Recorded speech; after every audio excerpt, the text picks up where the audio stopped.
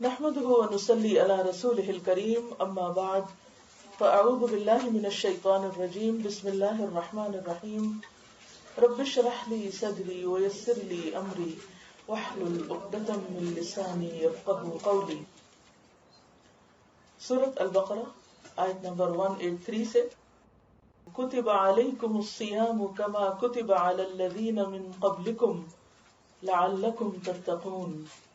اے لوگو جو ایمان لائے ہو، تم پر روزے فرض کر دیے گئے جس طرح تم سے پہلے انبیاء کے پیروکاروں پر روزے فرض کیے گئے تھے. اس سے توقع ہے کہ تم میں تقوی کی صفت پیدا ہوگی. چند مقررہ دنوں کے روزے ہیں. اگر تم میں سے کوئی بیمار ہو یا سفر پر ہو تو دوسرے دنوں میں اتنی ہی تعداد پوری کر لے، اور جو لوگ روزہ رکھنے کی قدرت رکھتے ہوں پھر نہ رکھیں تو وہ فدیہ دیں. ایک روزے کا فدیہ ایک مسکین کو کھانا کھلانا ہے، اور جو اپنی خوشی سے کچھ زیادہ بھلائی کرے تو یہ اسی کے لیے بہتر ہے. لیکن اگر تم سمجھو تو تمہارے حق میں اچھا یہی ہے کہ روزہ رکھو. رمضان وہ مہینہ ہے جس میں قرآن نازل کیا گیا ہے، جو انسانوں کے لیے سراسر ہدایت ہے اور ایسی واضح تعلیمات پر مشتمل ہے جو راہ راست دکھانے والی اور حق و باطل کا فرق کھول کر رکھ دینے والی ہیں. لہٰذا اب سے جو شخص اس مہینے کو پائے اس کو لازم ہے کہ اس پورے مہینے کے روزے رکھے، اور جو کوئی مریض ہو یا سفر پر ہو تو وہ دوسرے دنوں میں روزوں کی تعداد پوری کرے. اللہ تمہارے ساتھ نرمی کرنا چاہتا ہے، سختی کرنا نہیں چاہتا. اس لیے یہ طریقہ تمہیں بتایا جا رہا ہے تاکہ تم روزوں کی تعداد پوری کر سکو. اور جس ہدایت سے اللہ نے تمہیں سرفراز کیا ہے اس پر اللہ کی کبریائی کا اظہار اور اعتراف کرو اور شکر گزار بنو. اور اے نبی صلی اللہ علیہ وسلم، میرے بندے اگر تم سے میرے متعلق پوچھیں تو انہیں بتا دو کہ میں ان سے قریب ہی ہوں. پکارنے والا جب مجھے پکارتا ہے میں اس کی پکار سنتا اور جواب دیتا ہوں. لہٰذا انہیں چاہیے کہ میری دعوت پر لبیک کہیں اور مجھ پر ایمان لائیں. یہ بات تم انہیں سنا دو شاید کہ وہ راہ راست پالیں. تمہارے لیے روزوں کے زمانے میں راتوں کو اپنی بیویوں کے پاس جانا حلال کر دیا گیا ہے. وہ تمہارے لیے لباس ہیں اور تم ان کے لیے لباس ہو. اللہ کو معلوم ہو گیا کہ تم لوگ چپ کے اپنے آپ سے خیانت کر رہے تھے، مگر اس نے تمہارا قصور معاف کر دیا اور تم سے درگزر فرمایا. اب تم اپنی بیویوں کے ساتھ شب باشی کرو، اور جو لطف اللہ نے تمہارے لیے جائز کر دیا ہے اسے حاصل کرو. نیز راتوں کو کھاؤ پیو یہاں تک کہ تم کو سیاہی شب کی دھاری سے سپیدہ صبح کی دھاری نمایاں نظر آ جائے. تب یہ سب کام چھوڑ کر رات تک اپنا روزہ پورا کرو. اور جب تم مسجدوں میں معتکف ہو یعنی اعتکاف کی حالت میں ہو تو بیویوں سے مباشرت نہ کرو. یہ اللہ کی باندھی ہوئی حدیں ہیں، ان کے قریب نہ پھٹکنا. اس طرح اللہ اپنے احکام لوگوں کے لیے کھول کھول کر بیان کرتا ہے. توقع ہے کہ وہ غلط رویے سے بچیں گے.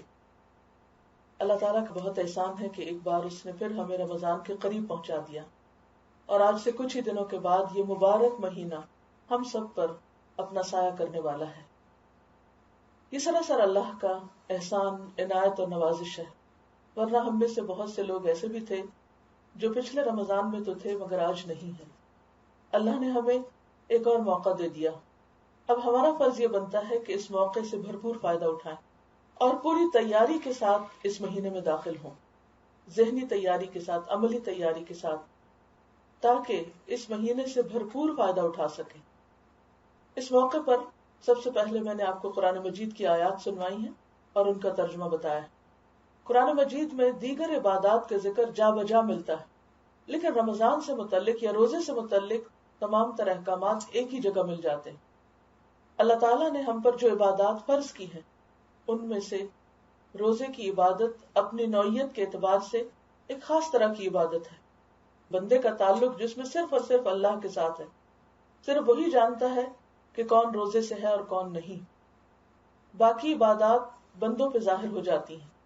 آپ نماز پڑھیں یا زکوٰۃ دیں یا حج کے لیے جائیں تو اس میں آپ کا عمل لوگوں کے سامنے آ جاتا ہے، لیکن آپ روزے سے ہیں یا نہیں یہ صرف آپ اور آپ کا رب جانتا ہے، کوئی اور نہیں جانتا. یہ ایک راز ہے، ایک سیکرٹ ہے جو آپ کے اور آپ کے رب کے بیچ میں ہے. اسی لیے اللہ تعالیٰ فرماتے ہیں کہ روزہ میرے لیے اور میں خود اس کی جزا دوں گا، خاص جزا. جس کا ذکر اس نے نہیں کیا کہ وہ کیا ہے. وہ آنکھوں کی ٹھنڈک اور دلوں کی خوشی قیامت کے دن کے لیے چھپا کر رکھی گئی. یہ انعام اس دن ملے گا جس دن انسان اپنی چھوٹی چھوٹی نیکی کی جزا پانے کے لیے بےتاب ہوگا. آئیے ان آیات کو مختصراً دیکھتے ہیں کہ روزے کا مقصد کیا ہے، روزہ ہمیں کیا بتاتا ہے، اس میں ہم سے کس چیز کا تقاضا کیا گیا ہے.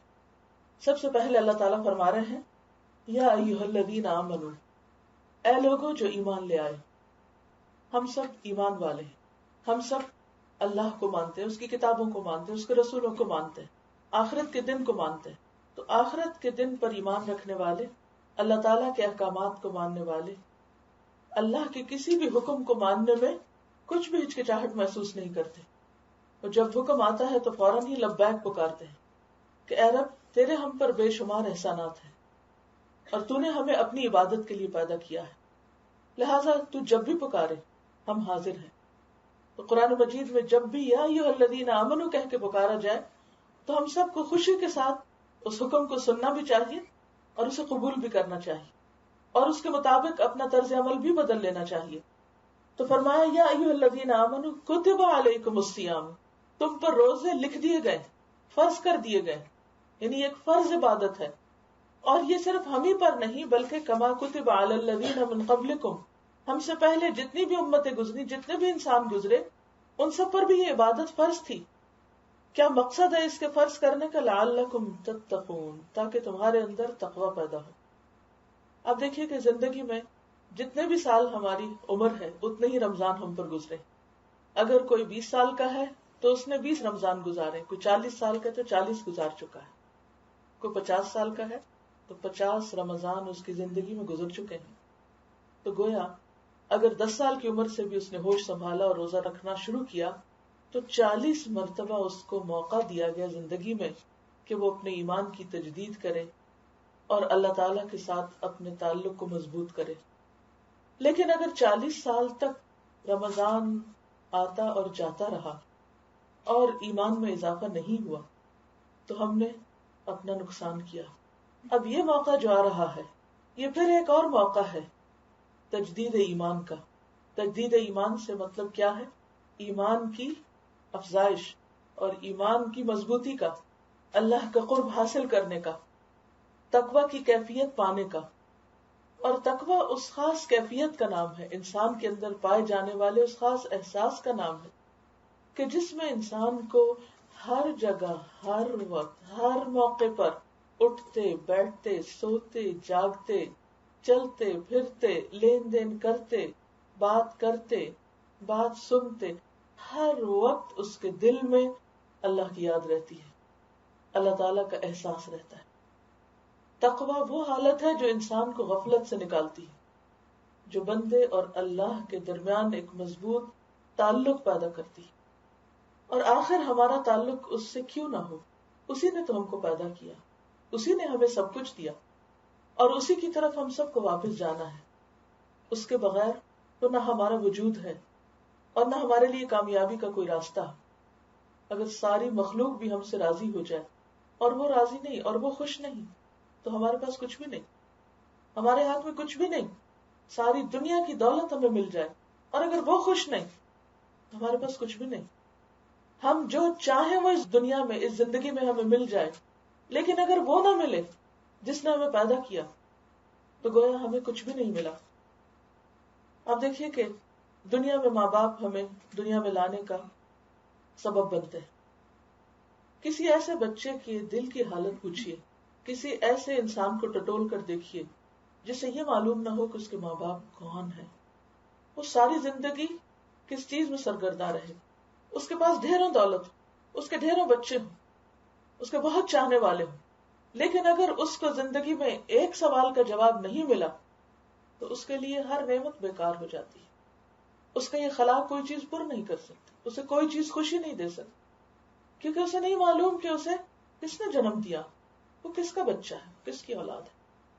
اگر ایک انسان کے بارے میں، اپنے والدین کے بارے میں لا علمی کی وجہ سے کوئی شخص اتنی بڑی کمی کا شکار ہو سکتا ہے تو ایسا شخص جس کو یہ پتا نہ ہو کہ اس کا خالق کون ہے، اس کو پیدا کرنے والا کون ہے؟ اسے اس دنیا میں بھیجنے والا کون ہے؟ اسے بنانے والا کون ہے؟ اور پھر اس زندگی کے بعد اس کا انجام کیا ہے؟ وہ کہاں جائے گا؟ کیا آپ سمجھتے ہیں کہ اس کی زندگی میں کوئی کمی نہ ہوگی؟ وہ سب سے بڑی کمی کا شکار ہے، اور کوئی چیز اس کمی کو پورا کر ہی نہیں سکتی جب تک کہ انسان اپنے خالق کو نہ جانے، اور صرف جاننے کی حد تک جاننا نہیں، جب تک اس کے ساتھ ایک خاص تعلق نہ ہو. اور وہ کون سا تعلق؟ محبت کا تعلق، قربت کا تعلق، کہ کوئی ہے جو ہر وقت میرے پاس ہے. آپ دیکھیں کہ ہر انسان تنہائی محسوس کرتا ہے. بہت سے لوگوں کے بیچ میں ہوتے ہوئے بھی بسا اوقات آپ اپنے آپ کو تنہا محسوس کرتے ہیں. ہر انسان چاہتا ہے کہ کوئی اس کے پاس ایسا ہو جو اس سے کبھی الگ نہ ہو، کبھی جدا نہ ہو، کبھی نہ بھولے اس کو، کبھی نہ تنہا چھوڑے اس کو، جو اس کی ہر ضرورت پوری کرے. بتائیے کہ کیا کوئی انسان ایسا ہو سکتا ہے؟ کیا انسانوں میں سے کوئی آپ کی یہ کمی پوری کر سکتا ہے؟ ہرگز نہیں کر سکتا. یہ صرف ہمارا رب ہے، جس کے قریب ہونے کا، جس کے موجود ہونے کا، جس کی محبت کا احساس ہمیں خوش رکھتا ہے، ہمارے دلوں کو اطمینان اور سکون بخشتا ہے، جو ایک انہونی خوشی بخشتا ہے، وہ خوشی جو کسی اور چیز سے آپ کو نہیں مل سکتی. لیکن یہ احساس کیسے پیدا ہو؟ وہ کون سی چیز ہے جو آپ کے اندر یہ اطمینان بھر دے؟ وہ کون سی عبادت ہے؟ وہ کون سا گر ہے؟ وہ کون سا راز ہے؟ وہ راز تقویٰ ہے. یہ تقویٰ ہی وہ کیفیت ہے جو آپ کے اندر اگر آ جائے تو آپ کی تنہائی تنہائی نہیں رہتی، آپ کے اندر خلا خلا نہیں رہتا، آپ کے اندر ہر وقت ایک خوشی کا احساس رہتا ہے، ایک اطمینان کا احساس ہوتا ہے. کوئی ہے جو آپ کی سنتا ہے، کوئی ہے جو آپ کو دیکھتا ہے، کوئی ہے جو آپ کے غموں سے واقف ہے، کوئی ہے جو آپ کی ضروریات کو جانتا ہے، کوئی ہے جو آپ کو مشکلات سے نجات دے سکتا ہے. اور یہ سب احساس انسان کو تقویٰ سے ملتا ہے. اور اگرچہ ہر عبادت انسان کے اندر تقویٰ کی کیفیت کو اسٹرانگ کرتی ہے، کیونکہ اللہ سبحانہ وتعالیٰ نے فرمایا یا ایھا الناس اعبدوا ربکم الذی خلقکم والذین من قبلکم لعلکم تتقون. اے لوگوں اپنے رب کی عبادت کرو جس نے تمہیں پیدا کیا، تم سے پہلے لوگوں کو پیدا کیا، تاکہ تم متقی بن جاؤ، تاکہ تمہارے اندر تقویٰ پیدا ہو. اللہ کو تمہاری عبادت کی ضرورت نہیں، اللہ کو نہ ہماری نماز کی ضرورت ہے، نہ ہمارے روزے کی ضرورت ہے، نہ ہمارے صدقے کی ضرورت ہے، نہ ہمارے حج اور عمرے کی ضرورت ہے. اسے کسی چیز کی ضرورت نہیں، وہ ہم سب کی عبادت سے بے نیاز ہے. ہاں ہمارا فرض یہ بنتا ہے کہ جو ہماری محبتوں کو ڈیزرو کرتا ہے، جو ہماری عقیدت اور قربت کو ڈیزرو کرتا ہے، ہم اس کے بن جائیں، ہم اس کی طرف بڑھیں. ہم اس کی ضرورت نہیں، وہ ہماری ضرورت ہے. اور جتنی بھی عبادات ہیں، جو بھی اللہ تعالیٰ نے ہم پر فرائض عائد کیے ہیں، وہ سب کے سب دراصل ہمارے ہی فائدے کے لیے. اور ان میں سے خاص طور پر روزے کی عبادت کا جو مقصد بتایا گیا وہ کیا ہے؟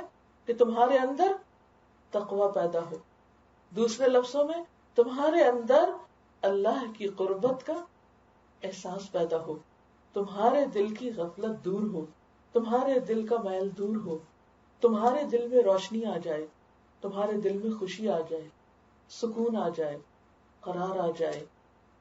تو گویا آنے والا رمضان، اس کا مقصد کیا ہے، اس کا ہدف کیا ہے، ٹارگٹ کیا ہے، کہ وہ جو ہم زندگی کے پچھلے رمضانوں میں حاصل نہیں کر سکے وہ اس رمضان میں حاصل کریں. اور یہ رمضان ہماری زندگی میں واقعی ایک تبدیلی کا ذریعہ ہو، حقیقی تبدیلی کا. اپنے آپ کو آپ ایمان کی کس کیفیت پر پاتے ہیں، رمضان سے پہلے اس کا ایک ٹیسٹ کر لیجئے کہ کہاں کھڑے ہیں آپ. اور پھر رمضان کے آخر میں دوبارہ اپنا ٹیسٹ کیجئے کہ کیا آپ کے ایمان میں اضافہ ہوا، کیا آپ کی نمازیں بہتر ہوئیں، کیا آپ کے دل میں اطمینان کی کیفیت بڑھی، کیا آپ کے دل میں انسانوں کی ہمدردی میں اضافہ ہوا، کیا آپ کو اللہ کے ذکر سے محبت ہوئی، کیا تنہائی میں اللہ کی یاد اچھی لگتی ہے، آپ کے دل کی کیفیت کیا ہے. تو گویا رمضان دلوں کو زندہ کرنے کا پروگرام ہے، دلوں کے اطمینان کا پروگرام ہے. اسی لیے ایک موقع پر جبریل علیہ السلام نبی صلی اللہ علیہ وسلم کے پاس حاضر ہوئے جب آپ ممبر کی سیڑھیوں پہ قدم رکھ رہے تھے. آپ نے ممبر کی ایک سیڑھی پر قدم رکھا اور آپ نے فرمایا آمین، دوسری پہ رکھا اور تیسری پہ رکھا، 3 دفعہ آپ نے آمین فرمایا ہر سیڑھی پہ قدم رکھتے ہوئے. تو صحابہ کرام نے آپ سے پوچھا کہ آپ نے کس بات پر آمین کہی؟ تو آپ نے فرمایا جبریل میرے پاس آئے تھے اور انہوں نے کہا کہ اے محمد صلی اللہ علیہ وسلم، جو شخص رمضان کے روزے پائے اور پھر اپنی بخشش نہ کروا سکے تو اس پر اللہ کی لعنت، وہ اللہ کی رحمت سے دور ہوا، گویا اس نے نقصان اٹھایا، وہ ناکام ہو گیا۔ تو اگر یہ رمضان ہماری زندگی میں کوئی تبدیلی نہیں لاتا اور ہمیں پہلے سے بہتر انسان نہیں بناتا، ہمارے ایمان میں اضافہ نہیں ہوتا، ہمارے خدا خوفی میں اضافہ نہیں ہوتا، خدا کی محبت میں اگر اضافہ نہیں ہوتا، تو گویا ہم نے پھر صرف گنتی کے دن پورے کر دیے، بھوکے پیاسے رہ کر، اور حاصل کچھ بھی نہ کیا۔ رمضان کا مقصد، روزے کا مقصد آپ کو بھوکا پیاسا رکھنا نہیں ہے، آپ کو راتوں کو جگانا نہیں ہے، آپ پر صرف خواہشات کے دروازے بند کرنا مقصود نہیں ہے، یہ تو کسی خاص مقصد کے لیے آ رہا ہے، اور وہ کیا ہے؟ لعلکم تتقون، تاکہ تم میں تقوی آ جائے، تم میں اللہ کا ڈر آ جائے، تم میں اللہ کی محبت آ جائے، تم میں اللہ کی یاد سب سے زیادہ آ جائے، تم میں اللہ کی محبت ہر چیز سے بڑھ جائے۔ اور تقوی جب انسان کے اندر آتا ہے تو نہ صرف یہ کہ انسان کی یہ زندگی بہتر ہوتی، اس دنیا میں اللہ کی مدد اور تائید حاصل ہوتی، اطمینان اور سکون حاصل ہوتا ہے، بلکہ تقوی ہی پر آخرت کی کامیابی کا بھی دار و مدار ہے۔ قرآن مجید اگر آپ کھول کر دیکھیں اور جہاں جہاں تقوی کا لفظ آیا تو آپ دیکھیں گے کہ بہت ساری آیات اس بات کی تائید کریں گی کہ بہت سی دنیا اور آخرت کی کامیابیاں تقوی ہی سے وابستہ ہیں، خواہ وہ ہماری ازدواجی زندگی ہو، خواہ ہماری معاشرتی زندگی ہو۔ قرآن مجید میں جہاں نکاح اور طلاق اور ان تمام چیزوں کا ذکر آتا ہے، ان سب میں تقوی کا ذکر آتا ہے۔ تو گویا تقوی دنیاوی کامیابی کا بھی ذریعہ ہے، خاندانی تعلقات اچھے کرنے کا بھی ذریعہ ہے، اور اس کے ساتھ ساتھ آخرت کی کامیابی کا حصول بھی تقوی کے بغیر ممکن نہیں۔ جنت میں جانے والوں کی اعلیٰ ترین صفت کیا ہے کہ وہ متقی ہوں گے، ان المتقین فی جنات و نہر، متقی لوگ باغوں اور چشموں میں ہوں گے، عند ملیک مقتدر، اس اقتدار والے بادشاہ کی مجلس اور صحبت ان کو نصیب ہوگی، اللہ کا دیدار نصیب ہوگا۔ اگر دنیا میں اللہ کی یاد دل میں نہیں اور اللہ کی محبت نہیں تو کل اللہ کی ملاقات کا شوق بھلا کیسے ہو سکتا، اور اللہ کو دیکھنے کے لیے بےتابی کہاں سے ہو سکتی، اور اللہ کی مجلس میں بیٹھنے کی محبت کہاں سے ہو سکتی۔ اور اگر شوق ہی نہیں تو پھر اس اعزاز سے نوازا بھی کیوں جائے؟ اگر آپ کو اللہ سے ملنے کا شوق نہ ہو تو اللہ آپ کو ملاقات کا شرف کیوں بخشے؟ لہٰذا بے حد ضروری ہے کہ اس رمضان کے ذریعے ہم تقوی حاصل کریں اور تقوی کے ذریعے ہم کامیابی حاصل کریں۔ تو گویا رمضان کا مہینہ کامیابی کا مہینہ ہے، جہاں یہ برکتوں کا مہینہ ہے، رحمتوں کا مہینہ ہے، کچھ حاصل کرنے کا مہینہ ہے، اپنے اخلاق سنوارنے کا مہینہ ہے، اور آخرت کی آگ سے نجات کا مہینہ ہے۔ وہاں دنیا میں بھی کبیرہ گناہوں سے بچنے اور اپنی غلط عادتوں کو توڑنے کا مہینہ ہے، اور اس کے ساتھ ساتھ بے شمار اور فائدے بھی، مثلا جسمانی صحت کے حصول کا مہینہ بھی، روحانی صحت کا حصول بھی ہے۔ انسان ذہنی اور جذباتی طور پر بھی بہتر انسان محسوس کرتا ہے اگر وہ شعور کے ساتھ روزے رکھے، کیونکہ تقوی شعور کی کیفیت کا نام ہے، بے شعوری سے نکل کر شعور کی حالت میں آنے کا نام ہے۔ پھر فرمایا ایام معدودات، ڈے 1 پر ہی کاؤنٹ ڈاؤن شروع ہو جاتا، چند دنوں کے روزے، صرف چند دن۔ اب دیکھیں کوئی مہینہ آپ اتنا گنتے، معدود کا لفظی معنی ہوتا ہے گنے ہوئے، یعنی یہ دن گنے جاتے ہیں، ہر روز گنتے ہیں، ہر روز روزہ رکھ کے ایک دن پوچھتے اچھا آج کون سا روزہ ہے اور کتنے باقی رہ گئے۔ کچھ لوگ تو گزرتے دنوں پہ خوش ہوتے ہیں کہ تھوڑے باقی رہ گئے، اور کچھ لوگ ہر گزرنے والے دن پر اداس ہوتے ہیں، اور وہ آہوں، آنسوں اور سسکیوں میں رمضان کو الوداع کہتے ہیں کہ ایک بہترین اور معزز ترین اور محبوب ترین دوست ان سے جدا ہو رہا ہو جیسے۔ وہ خوشی سے اس کی آمد کا انتظار کرتے ہیں کہ کب آئے گا رمضان۔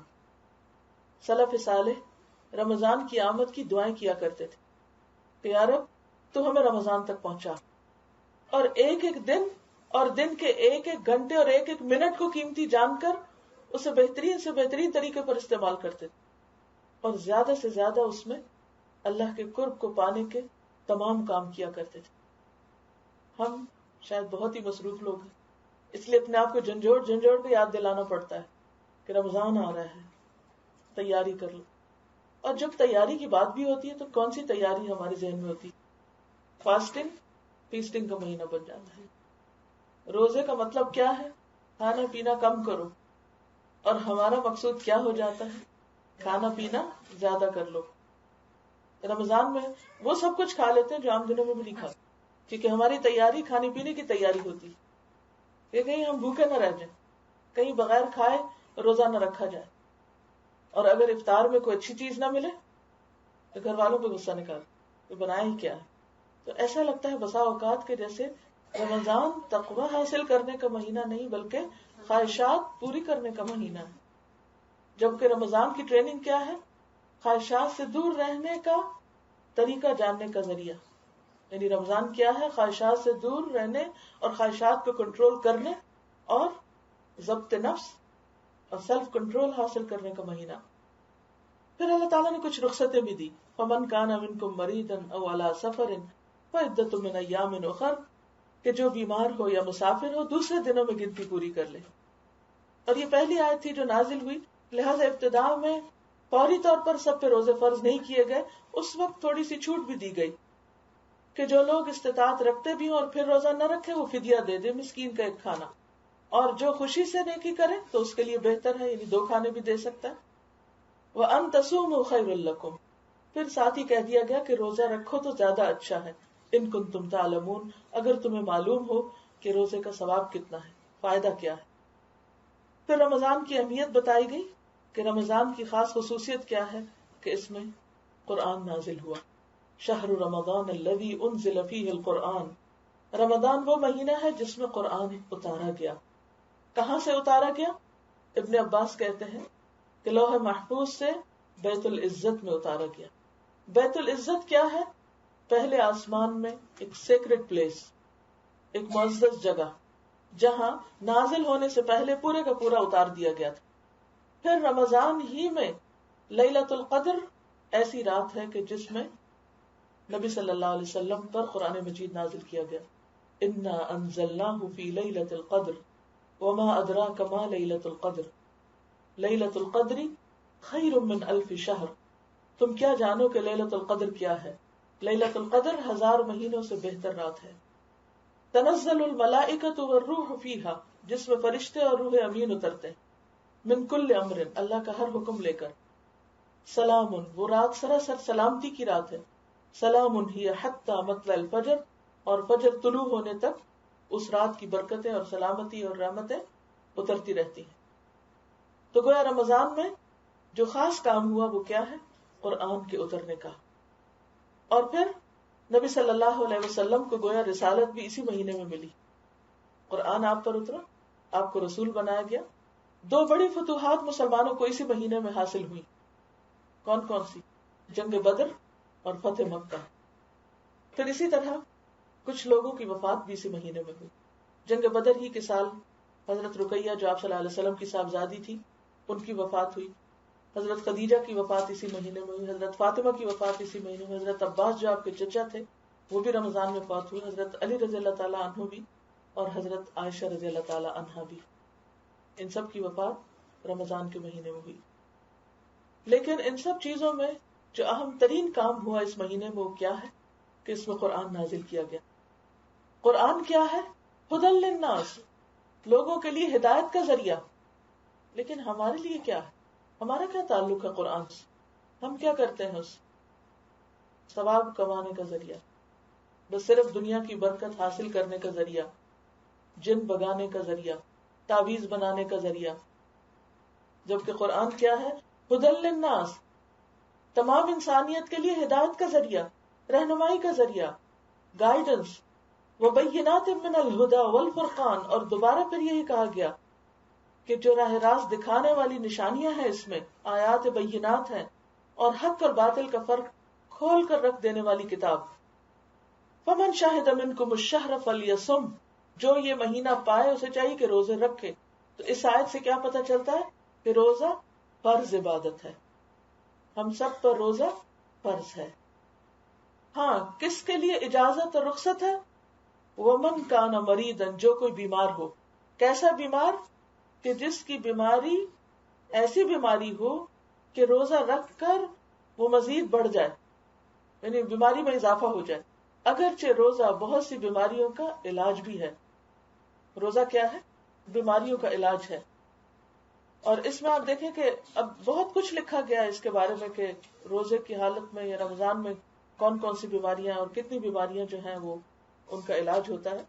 اس میں ایک جرمن ڈاکٹر ہے آٹو بشنگر، وہ کہتا ہے کہ fasting is without any doubt operation without surgery.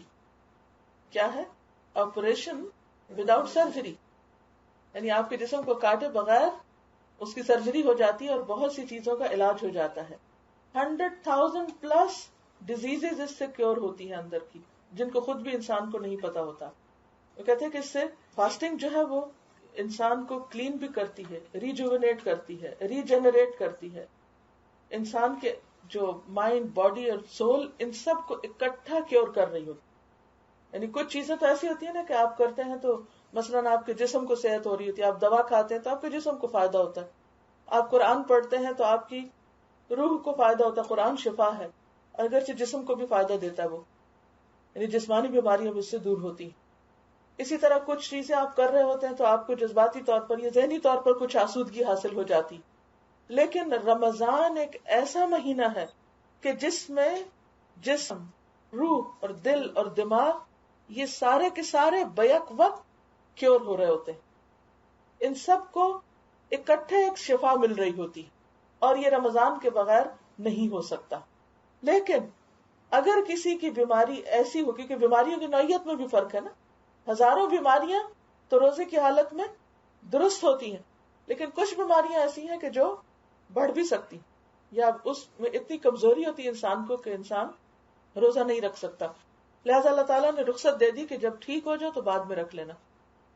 اور اس کے ساتھ ساتھ دوسرا عذر کیا ہے؟ سفر، کہ جب انسان کو یہ نہ پتا ہو کہ روزہ رکھنے کا وقت کہاں سے شروع ہو رہا ہے اور کہاں ختم ہو رہا ہے. کیونکہ بہت سے لوگ کہتے ہیں جی یہ پرانے زمانے کے لیے تھا، اب تو جہازوں میں سفر ہوتا ہے، اب کیا مشکل. لیکن اب بھی آپ دیکھیں کہ اگر پاکستان سے آ رہے ہوں واپس اور آپ روزہ رکھ کے چلیں تو افطار کتنے گھنٹوں بعد ہوگی؟ شاید 20-22 گھنٹے ہو جائیں. اتنا طویل دن ہو جاتا ہے کہ سورج غروب ہوتا ہی نہیں ہے سارے سفر کے دوران. اور پھر بعض اوقات یہ ہے کہ اگر آپ یہاں سے روزہ رکھ کے چلیں اور ہو سکتا ہے کہ آپ کا جہاز اٹھے اور وہاں پر سورج تھوڑی دیر کے بعد غروب ہو جائے، تو بہت سے معاملات ایسے ہو سکتے ہیں جس میں انسان کنفیوژن کا شکار ہو جاتا ہے. بعض اوقات ہوائی سفر کے دوران انسان ڈی ہائیڈریٹ ہو جاتا ہے. تو ان تمام چیزوں کو مد نظر رکھتے ہوئے اسلام کا جو پیغام ہے یہ عالمی ہے اور ہر دور کے لیے ہے. آج بھی مسافروں کے لیے سہولت رکھی گئی، اور اس دور میں جبکہ سفر بہت ہی مشکل تھا تب بھی سہولت رکھی گئی. لیکن جو شخص بیمار ہو یا مسافر ہو اس کے لیے روزے کی چھوٹ مکمل طور پر نہیں. اسے کیا کرنا ہوگا؟ فَعِدَّةٌ مِّنْ أَيَّامٍ أُخَرَ، قرآن کا واضح حکم ہے. اور اسی میں وہ خواتین بھی آ جاتی ہیں کہ جنہیں رمضان کے دنوں میں روزے نہیں رکھنے اپنی خاص حالت کی وجہ سے یا بچے کی پیدائش کے بعد، تو ان کو بھی جب وہ اس حالت سے نکل آئے اور رمضان کے بعد موقع جب بھی پائے اپنے روزوں کو قضا کر لیں. کیونکہ روزہ چند دن کا روزہ ہوتا ہے. حضرت عائشہ کہتی ہیں کہ نبی صلی اللہ علیہ وسلم نے ہمیں نماز کی قضا کا حکم نہیں دیا، یعنی منسس کے دوران جو نماز چھٹتی ہے، لیکن روزوں کی قضا کا حکم دیا تھا. اس سے کیا پتہ چلتا ہے کہ وہ تمام خواتین جنہوں نے بالغ ہونے کے بعد اس وجہ سے روزے چھوڑے، اگر ان کے روزے باقی ہیں تو انہیں اپنے روزے مکمل کر لینے چاہیے، ان کی قضا رکھنی چاہیے. پھر اللہ تعالیٰ فرماتے کہ ایسا کیوں کیا گیا کہ اتنی برکتیں اور رحمتیں ہونے کے باوجود رخصت کیوں دی گئی؟ یرید اللہ بکم اليسر ولا یرید بکم العسر، اللہ تمہارے لیے آسانی چاہتا ہے اور تمہارے لیے مشکل نہیں چاہتا، تمہیں تنگ نہیں کرنا چاہتا. اور یہ حکم اس آیت کے ساتھ بھی اور جنرلی بھی رمضان کا مہینہ ہمیں ستانے کے لیے نہیں آ رہا، اس میں ہمارے لیے آسانی ہے. اب کوئی شخص کہہ سکتا ہے کہ ظاہری طور پر کیا آسانی ہے ہمارے لیے، ہم کو صبح سویرے اٹھنا پڑتا ہے جب ہمارا دل نہیں چاہتا اٹھنے کو، اور اس وقت کھانا پڑتا ہے جب کھانے کو دل نہیں چاہتا، اور اس وقت ہم کو نماز تراویح پڑھنا ہوتی ہے جب ہمارا سونے کو دل چاہ رہا ہوتا ہے. تو یہ تو سب مشکل ہی کام ہے، آسان تو کوئی نہیں. پھر کیوں اللہ تعالیٰ فرماتے ہیں کہ یرید اللہ بکم اليسر ولا یرید بکم العسر، اللہ تمہارے لیے آسانی چاہتا ہے اور تنگی نہیں چاہتا. کیا آسانی ہے اس میں؟ آپ دیکھیے کہ اگر آپ غور کریں تو اللہ تعالیٰ نے ایک ہمیں اصول دیا ہے کہ ان مع العسر یسرا، یہ نہیں کہا ان مال یسر یسرا. 2 دفعہ قرآن مجید میں آتا ہے سورۃ الشرح میں ان مال عسر یسرا، کہ تنگی کے ساتھ آسانی ہے. تنگی کے ساتھ آسانی ہے، یقیناً تنگی کے ساتھ آسانی ہے. اگرچہ ہمیں صبح اٹھنے میں مشکل ہوتی، کھانے میں اس وقت مشکل ہوتی ہے جبکہ کہا گیا کہ سحری کھاؤ، کیونکہ سحری کھانا ایک مبارک کھانا ہے. اور آپ نے دیکھا ہوگا کہ تھوڑا سا بھی کھا کے آپ سارا دن چل سکتے ہیں، جبکہ اتنا اماؤنٹ میں اگر آپ ناشتہ کریں تو دوپہر میں بھوک لگ جاتی ہے آپ. تو وہ برکت کا وقت ہے. فإن فی السحور برکہ. تو آپ دیکھیے کہ صبح اٹھنے میں اگرچہ مشکل ہے لیکن کچھ فائدہ بھی ہے. کیا فائدہ؟ کیا فائدہ ہوتا ہے اس میں؟ اگرچہ تنگی ہے لیکن اس میں آسانی بھی ہے. دنیاوی فائدہ بتائیے. دینی فائدے تو فائدے ہی فائدے ہیں، وہ تو اجر ہی اجر ہے، ثواب ہی ثواب ہے اللہ کے ہر حکم ماننے میں. لیکن دنیاوی اعتبار سے بھی آپ دیکھیں کہ جب آپ ارلی مارننگ اٹھتے ہیں تو آپ کے دن میں کتنی برکت ہو جاتی، آپ کا وقت کتنا بچتا ہے. پھر آپ کتنے آرگنائز ہو جاتے ہیں کہ آپ کو ایک خاص لمٹ تک کام مکمل کرنا ہے. آپ دیکھیے ماڈرن ورلڈ میں یہ سارے الفاظ ہیں ہمارا ڈیڈ لائن. تو آپ دیکھیے کہ جو سحری کی ایک ڈیڈ لائن ہوتی ہے کہ اس کے بعد آپ نے نہیں کھانا، اس سے پہلے اپنا کام مکمل کرنا. کیا ہوتا ہے؟ آپ کا کھانا بھی ختم ہو جاتا ہے اور آپ کا کچن بھی سمٹ جاتا ہے. اور وہ ایک بڑا چنک ٹائم کا آپ کو مل جاتا ہے جو عام دنوں میں اس طرح نہیں ملتا. پھر آپ دیکھیے کہ عموماً صبح کے وقت جب سب رش میں ہوتے ہیں تو کوئی ناشتہ کر کے نہیں نکلتا، سب اٹھا کے راستے میں جا رہے ہوتے ہیں، گاڑی میں بیٹھ کے ناشتے کر رہے ہوتے ہیں. تو بات یہ ہے کہ رمضان میں آپ کو پتا ہوتا ہے کہ مجھے روزہ رکھنا ہے اور سحری کھانے میں برکت ہے اور ثواب ہے، فائدہ ہے، لہٰذا آپ لازمی طور پر صبح کھانے لگتے ہیں. اور صبح میں جب انسان کھاتا ہے تو اس کی باڈی جو ہے وہ زیادہ بہتر طور پر سارے دن میں اس کو ہضم کر سکتے. پھر اسی طرح یہ کہ سارا دن آپ بھوک کاٹتے ہیں، اب 12 گھنٹے 13 گھنٹے آپ کچھ نہیں کھاتے. تو آپ دیکھیے کہ جو کچھ انسان منہ میں لیتا ہے اس کے باہر نکلنے تک کم از کم 12 گھنٹے اس کو لگتے. اب ایک چیز آپ نے سحری کے وقت کھا لی، اب 12 گھنٹے تک آپ کا سسٹم بغیر ڈسٹربنس کے کام کر رہا ہے. آپ دیکھیے کہ جب بھی آپ کو کوئی کام کرنا ہوتا ہے، کچھ لکھنا ہوتا ہے، کسی سے کوئی بات کرنی ہوتی ہے، کوئی غور و فکر کرنا ہوتا ہے، تو آپ کیا چاہتے ہیں کہ آپ کو کوئی ڈسٹرب نہ کرے، کوئی انٹرفیئرنس نہ ہو، کوئی آپ کو پریشان نہ کرے، تاکہ آپ کو کیا ملے؟ یکسوئی. کیونکہ یکسوئی میں آپ کا ذہن زیادہ کام کرتا ہے، آپ زیادہ ڈیپ تھنکنگ تک جاتے ہیں، آپ زیادہ گہری باتیں سوچ سکتے ہیں، آپ کے جو پروڈکشن ہے وہ زیادہ بہتر ہوتی، زیادہ بہتر پروڈیوس کر سکتے کوئی بھی کام کرے. حتیٰ کہ کھانا پکانے میں بھی آپ دیکھیں، اگر آپ چمچ چلا رہے اور ادھر سے آ کے کوئی اور چلا رہے اور آپ نے چولہا ہلکا کیا اور کسی نے آ کے تیز کر دیا اور آپ اس میں تھوڑا پانی ڈالا، کسی نے آ کے زیادہ ڈال دیا، تو آپ دیکھ کھانا کیا پکے گا. ایک کھانا پکانے میں ہی اگر کوئی ڈسٹرب کرنا شروع کر دے، یا یہ کہ پکاتے ہوئے بچہ رو پڑے اور آپ کو وہ بند کر کے جانا پڑے، پھر آ کے آپ اس کو آن کریں، تو وہ ٹیسٹ نہیں بنتا کھانے، جو کہ بغیر کسی انٹرفیئرنس کے، بغیر کسی ڈسٹربنس کے یکسو ہو کر آپ کام کرتے ہیں. چاہے وہ ذہنی کام ہو، چاہے وہ جسمانی کام ہو، اور چاہے وہ ہمارے جسم کو کام کرنے کا موقع ہو، خواہ وہ ہمارے معدے کا کام. تو ہمارے معدے کو صرف رمضان کے مہینے میں بغیر کسی انٹرپشن اور انٹرفیئرنس کے یکسوئی کے ساتھ اپنا کام مکمل کرنے کا موقع ملتا ہے، اور پھر اس کو ایک آرام بھی ملتا ہے اور وہ اپنی جگہ پر بحال ہوتا ہے آ کر، اور بہتر طور پر ایک طرح سے اس کی بھی تجدید، جہاں ہمارے ایمان کی تجدید ہو رہی ہوتی ہے وہاں ہمارے ڈائجسٹو سسٹم کی بھی تجدید ہو رہی ہوتی ہے، اس کی کلینزنگ ہو رہی ہوتی ہے. اور پھر اس طرح کہتے ہیں کہ روزے کی حالت میں سارے ٹاکسنز جو ہیں وہ جسم سے نکلتے ہیں، کیونکہ انٹرفیئرنس نہیں ہوتی، پورا کام ہوتا ہے اس کا. اور پھر آپ دیکھیے کہ بلڈ پیوریفیکیشن بھی ہوتی ہے اس سے، یعنی ہمارا خون بھی صاف ہوتا ہے. اور اس کے ساتھ ساتھ یہ بھی کہا جاتا ہے کہ لیور اور کڈنیز اور کولن جو ہے یہ بہتر طور پر کام کرتے ہیں.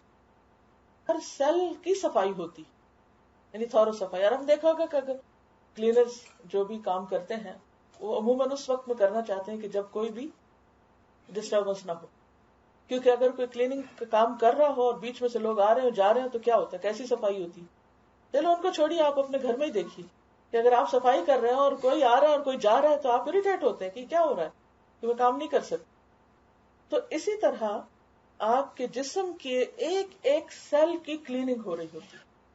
آپ دنیا کی کوئی مشین ایسی نہیں لگا سکتے جسم کو کہ جس کے ذریعے آپ کا ایک ایک سیل صاف ہو. یہ واحد روزہ ایسی ایکسرسائز ہے، یہ ایسی میڈیسن ہے، یہ ایسا علاج ہے کہ جس کے ذریعے نہ صرف یہ کہ روحانی طور پر انسان کی صفائی ہوتی ہے بلکہ جسمانی طور پر بھی. اور پھر اس میں آپ دیکھیے کہ جب روحانی طور پر انسان مضبوط ہوتا ہے تو جسمانی طور پر بھی اس کی قوت زیادہ ہو جاتی. اور اس میں نہ صرف یہ کہ کھانے پینے کے اوقات کا جو ڈسپلن ہے وہ کام آتا ہے، بلکہ قرآن کی کثرت سے قرات، اس کا سننا اور اس کا پڑھنا جو ہے یہ مزید سونے پہ سہاگے کا کام کرتا ہے. یعنی آپ کا جسم تو فنکشن کر ہی رہا ہوتا ہے لیکن ساتھ آپ قرآن پڑھنے لگتے ہیں. اور رمضان میں چونکہ قرآن نازل ہوا ہے اور قرآن پڑھنے کا فائدہ اپنی جگہ ہے، ایک ایک حرف کے اوپر 10 نیکیاں، لیکن جب آپ رمضان میں عام دنوں سے زیادہ پڑھتے اور نہیں پڑھتے تو پڑھیے اور کچھ صورتیں بھی یاد کرنے کا ٹارگٹ رکھیے. اور اس کے ساتھ نماز تراویح جس کی بہت تاکید آئی ہے اس کا اہتمام کرتے ہیں. اور قیام کی حالت میں آپ اللہ کے حضور یکسوئی کے ساتھ سنتے ہیں. اور خصوصاً اگر آپ کو قرآن سمجھ بھی آتا ہو تو آپ دیکھیے کہ دل، دماغ، روح، جذبات، جسم، ہر چیز پاک ہو رہی ہوتی، صاف ہو رہا ہو اور حقیقی معنوں میں آپ کو شفا نصیب ہو رہی ہوتی. اور یہ آپ کو رمضان کے علاوہ کسی مہینے میں حاصل نہیں ہو سکتا. اس کی ایک وجہ یہ بھی ہے کہ صرف آپ اکیلے یہ کام نہیں کر رہے ہوتے، آپ کو ایک ماحول ملتا ہے اور بہت سے لوگ آپ کا ساتھ دیتے ہیں، آپ کے ساتھ شریک ہوتے ہیں، کیونکہ یہ ایک تکلیف دہ عمل ہے. لیکن تکلیف نہیں آسانی، ان مع العسر یسرا، یعنی یہ سب کچھ کرنا آسان نہیں ہے، محنت کا کام ہے، بھاری کام ہے. لیکن جب آپ سب کے ساتھ شریک ہو کے کرتے ہیں تو وہ کام آسان ہو جاتا ہے. اور اس میں ایک خاص ماحول جب بنتا ہے تو انسان کے ماحول میں، ایئر میں روحانیت ہوتی ہے. رمضان کی ایئر میں اللہ کی محبت محسوس ہو رہی ہوتی. تو یہ موقع رمضان کے علاوہ نہیں ملتا، لہٰذا بہت ضروری ہے کہ پوری پلاننگ کے ساتھ انسان رمضان میں داخل ہو تاکہ بھرپور فائدہ اٹھا سکے. تو اللہ تعالیٰ نے کیا فرمایا کہ اللہ تمہارے لیے آسانی چاہتا ہے، مشکل نہیں چاہتا. تو ڈسپلن میں آسانی، آرگنائز ہونے میں آسانی، کم کھانے میں آسانی، مقرر اوقات پہ کھانے میں آسانی، مقرر اوقات پہ سونے میں آسانی. اگرچہ ہمیں رمضان میں عام دنوں سے کم نیند ملتی لیکن آپ نے دیکھا ہوگا کہ وہ کم نیند بھی برکت والی ہوتی کیونکہ برکت کا مہینہ بھی ہے. لیکن اس میں ایک خصوصی وجہ یہ بھی ہے کہ انسان کے اندر، یعنی کہ روزے کی حالت میں انسان کے جسم میں ایسے مادے پیدا ہوتے ہیں کہ جن کی وجہ سے انسان کی نیند جو ہے امپروو ہوتی. اور تھوڑا سونا بھی ڈیپ سونا ہوتا ہے، اور جب وہ ڈیپ سلیپ ہوتی ہے پوری باڈی مکمل طور پہ ریسٹ کرتی. آپ نے دیکھو گا کہ بوڑھے لوگوں کو یہ عمر جب زیادہ ہوتی جاتی ہے تو انسان کی نیند کم ہوتی جاتی ہے، یا اگر سوتے بھی ہیں تو پوری طرح ڈیپ سلیپ میں نہیں جاتے. لیکن روزے کی حالت میں انسان کی باڈی جس طریقے پر کام کرتی ہے تو اس میں جو نیند ہے وہ بہت امپروو ہوتی، اور اس امپروومنٹ کی وجہ سے انسان جسمانی طور پر کم سو کر بھی زیادہ فریش محسوس کرتا ہے اور اس کو تھکاوٹ نہیں ہوتی. پھر یہ بھی کہا جاتا ہے کہ میٹابولک سسٹم جو ہے وہ بھی معتدل رہتا ہے، اور اس کی وجہ سے اس کا خاص اثر سکن پر ہوتا ہے. اور وہ لوگ جو کثرت سے روزے رکھتے ہیں ان کے جسم پر جھریاں بہت دیر سے پڑتی، سکن بہت فریش رہتی ہے. اس وقت مقصود میرا کوئی طبی فائدے بتانا نہیں ہے، تو صرف بونس ہے. لیکن اصل چیز کیا ہے؟ مطلوب تقوی کا حصول، اللہ کی محبت اور اللہ کی قربت کا لطف اٹھانا.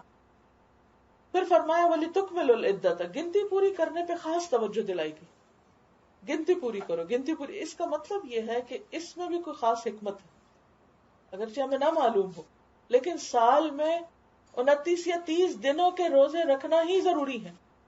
اور پھر اگر کوئی شخص شوال کے 6 روزے رکھ لیتا ہے تو اس کے بارے میں حدیث میں آتا ہے گویا اس نے پورا سال روزے رکھے، یعنی اس کا ثواب اتنا ہے.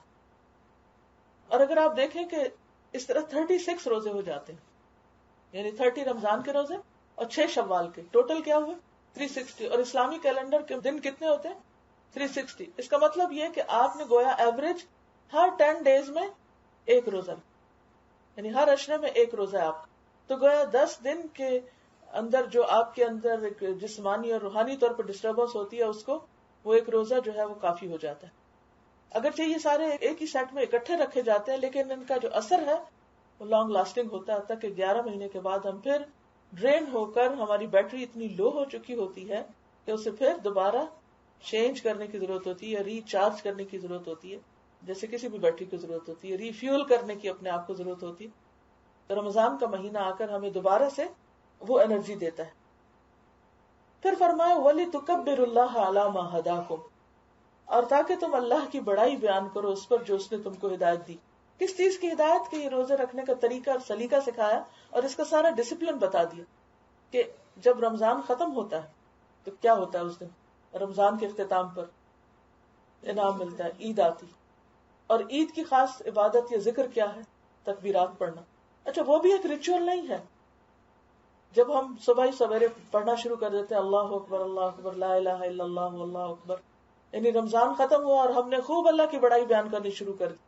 اگر انسان اس کو بھی شعوری طور پر ادا کرے کہ رمضان میں اس نے جو جو جسمانی اور روحانی فائدے حاصل کیے ان کو ذہن میں رکھ کر اور اللہ کی قربت پا کر اور اس کا لطف اٹھا کر جب وہ اللہ کو بڑا بتاتا ہے کہ اللہ تو ہی سب سے بڑا ہے، کیونکہ تیرے سوا اور کون ہو سکتا ہے کہ جو ہم پر اتنا احسان کرے اور ہمیں یہ ہدایت دے. کیونکہ صرف تکبیر پڑھنے کا ہی حکم نہیں، وَلِتُكَبِّرُ اللَّهَ عَلَى مَا هَدَاكُمْ، تکبیر اس بات پر، بڑائی اس بات پر کہ اللہ نے تمہیں یہ راستہ دکھایا ہے، یہ طریقہ سکھایا ہے. وَلَعَلَّكُمْ تَشْكُرُونَ، اور یہ رمضان اور کس لیے؟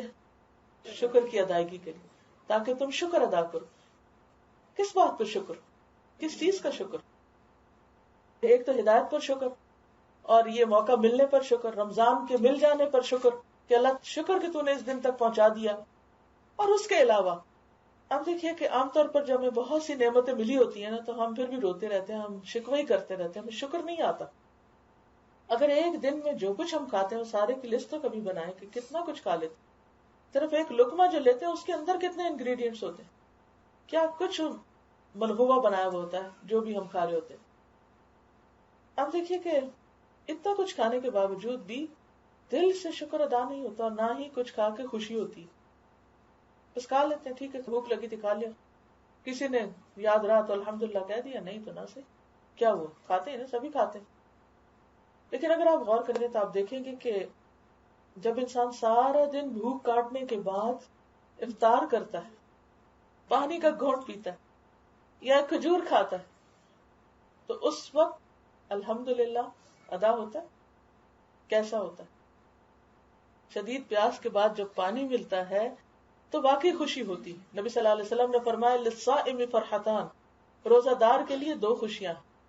ایک خوشی تو اس کو افطار کے وقت ہوتی کہ جب انسان کچھ کھاتا ہے تو پھر کہتا ہے اللہ تیرا شکر ہے کہ تو نے یہ پانی بنایا، تو نے یہ کھجور پیدا کی، تو نے یہ کھانا دیا ہم کو. تو وہ ایک خوشی کی اور شکر کی کیفیت روز 30 دن تک ہم شکر ادا کرتے ہیں.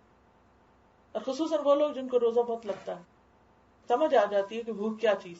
عام دنوں میں تو ہم بھوکے رہتے نہیں، ہر وقت اتنا کچھ اویلیبل ہے، گھروں میں بھی فریج بھرے ہوئے ہیں، بیگ بھرے ہوئے ہیں، ہر جگہ کچھ نہ کچھ کھانے کو مل جاتا ہے، تو وہ کیفیت نہیں آتی. لیکن رمضان میں انسان بھوک سے گزر کر جب کچھ کھاتا ہے تو کسی نہ کسی درجے پر شکر کی کیفیت ضرور آتی ہے، اور پھر یہ ساری زندگی کا ایک حصہ بن جاتا ہے.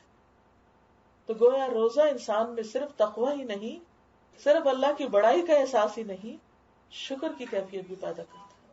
اور آپ دیکھیے کہ شکر آغاز کہاں سے ہوتا ہے قرآن مجید کا؟ الحمدللہ رب العالمین. یہ تو پہلا سبق ہے جو ہم کو سکھایا گیا کہ ہمیں شکر گزار ہونا ہے. تو گویا ہمارے جو ٹارگٹس ہیں رمضان کے، ان میں سے ایک ٹارگٹ کیا ہے؟ شکر گزار بننا. اور پھر روزہ جب افطار کرتے ہیں تو اس وقت خصوصی طور پر دعائیں قبول ہوتی. تو ساتھ ہی فرمایا وَإِذَا سَأَلَكَ عِبَادِي عَنِّي فَإِنِّي قَرِيبٌ، کہ جب میرے بندے آپ سے میرے بارے میں پوچھیں تو بتا دیجئے کہ میں قریب ہوں. قریب ہوں. روزے کا مقصد کیا ہے؟ اللہ کے قریب ہونا. اللہ تو بندے کے قریب ہے ہی، بندہ بھی تو اللہ کو قریب محسوس کرے نا. تو خصوصی طور پر یعنی سارا دن جب آپ روزے سے ہوتے نا تو آپ کو ایک احساس رہتا ہے کہ اللہ دیکھ رہا ہے، اللہ دیکھ رہا ہے، اللہ ہے کہیں پاس، اللہ ہے کہیں پاس. آپ کچھ کھاتے نہیں، آپ کوئی ایسا کام نہیں کرتے جس سے روزہ ٹوٹے. آپ کلی بھی کرتے ہیں وضو کرنے کے لیے تو کتنے کانشیس ہوتے ہیں. عام دنوں میں کلی کرتے ہیں، یاد ہی نہیں ہوتا کلی کر رہے ہیں، اپنے ہی خیالوں میں کھوئے تو کلی بھی کر لی، وضو بھی کر لیا، بات ختم. لیکن رمضان میں کلی کرتے ہوئے بھی، ناک میں پانی ڈالتے ہوئے بھی ہم کو اللہ یاد رہتا ہے، ذرا بھی کیئرلیس نہیں ہوتے.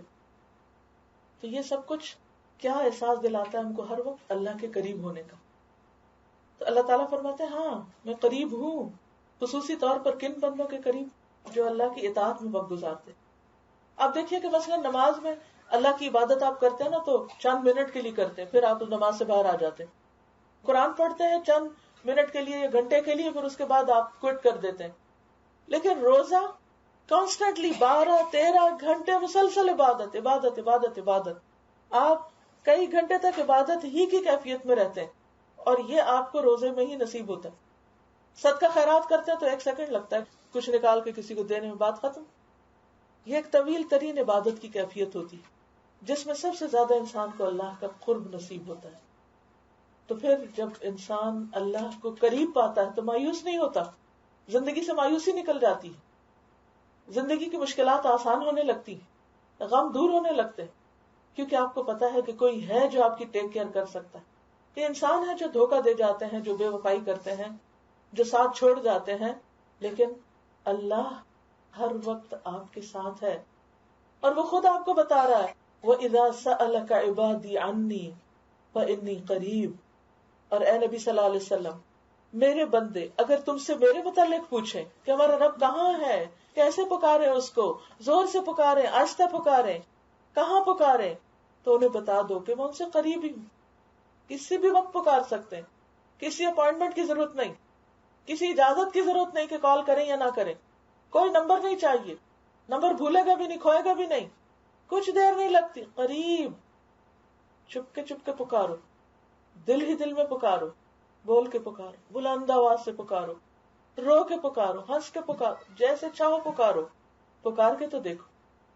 اجیب دعوت الداعی اذا دعانی، میں جواب دیتا ہوں جب میرا بندہ پکارتا ہے. تو میں اس کی پکار صرف سن کے چپ نہیں رہا. آپ دیکھیں بندوں کو بعض اوقات آپ پکارتے ہیں وہ جواب ہی نہیں دیتے، آپ ان سے کچھ پوچھتے ہیں تو وہ آپ کو جواب نہیں دیتے، لیکن اللہ تعالیٰ ایسے نہیں کرتے.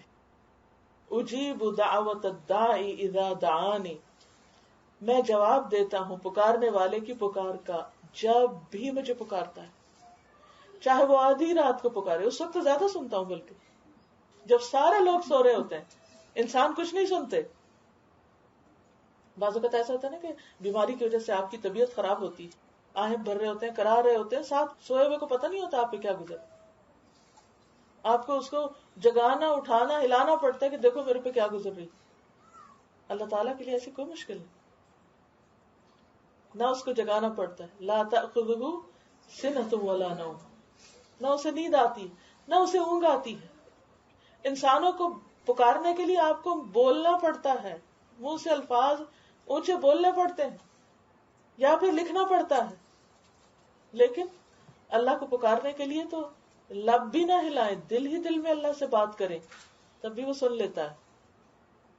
وہ ہر ایک کی سنتا ہے، کوئی مرد ہو یا عورت، کوئی بوڑھا ہو یا جوان ہو، کوئی بیمار ہو یا تندرست ہو، سب کی سنتا ہے.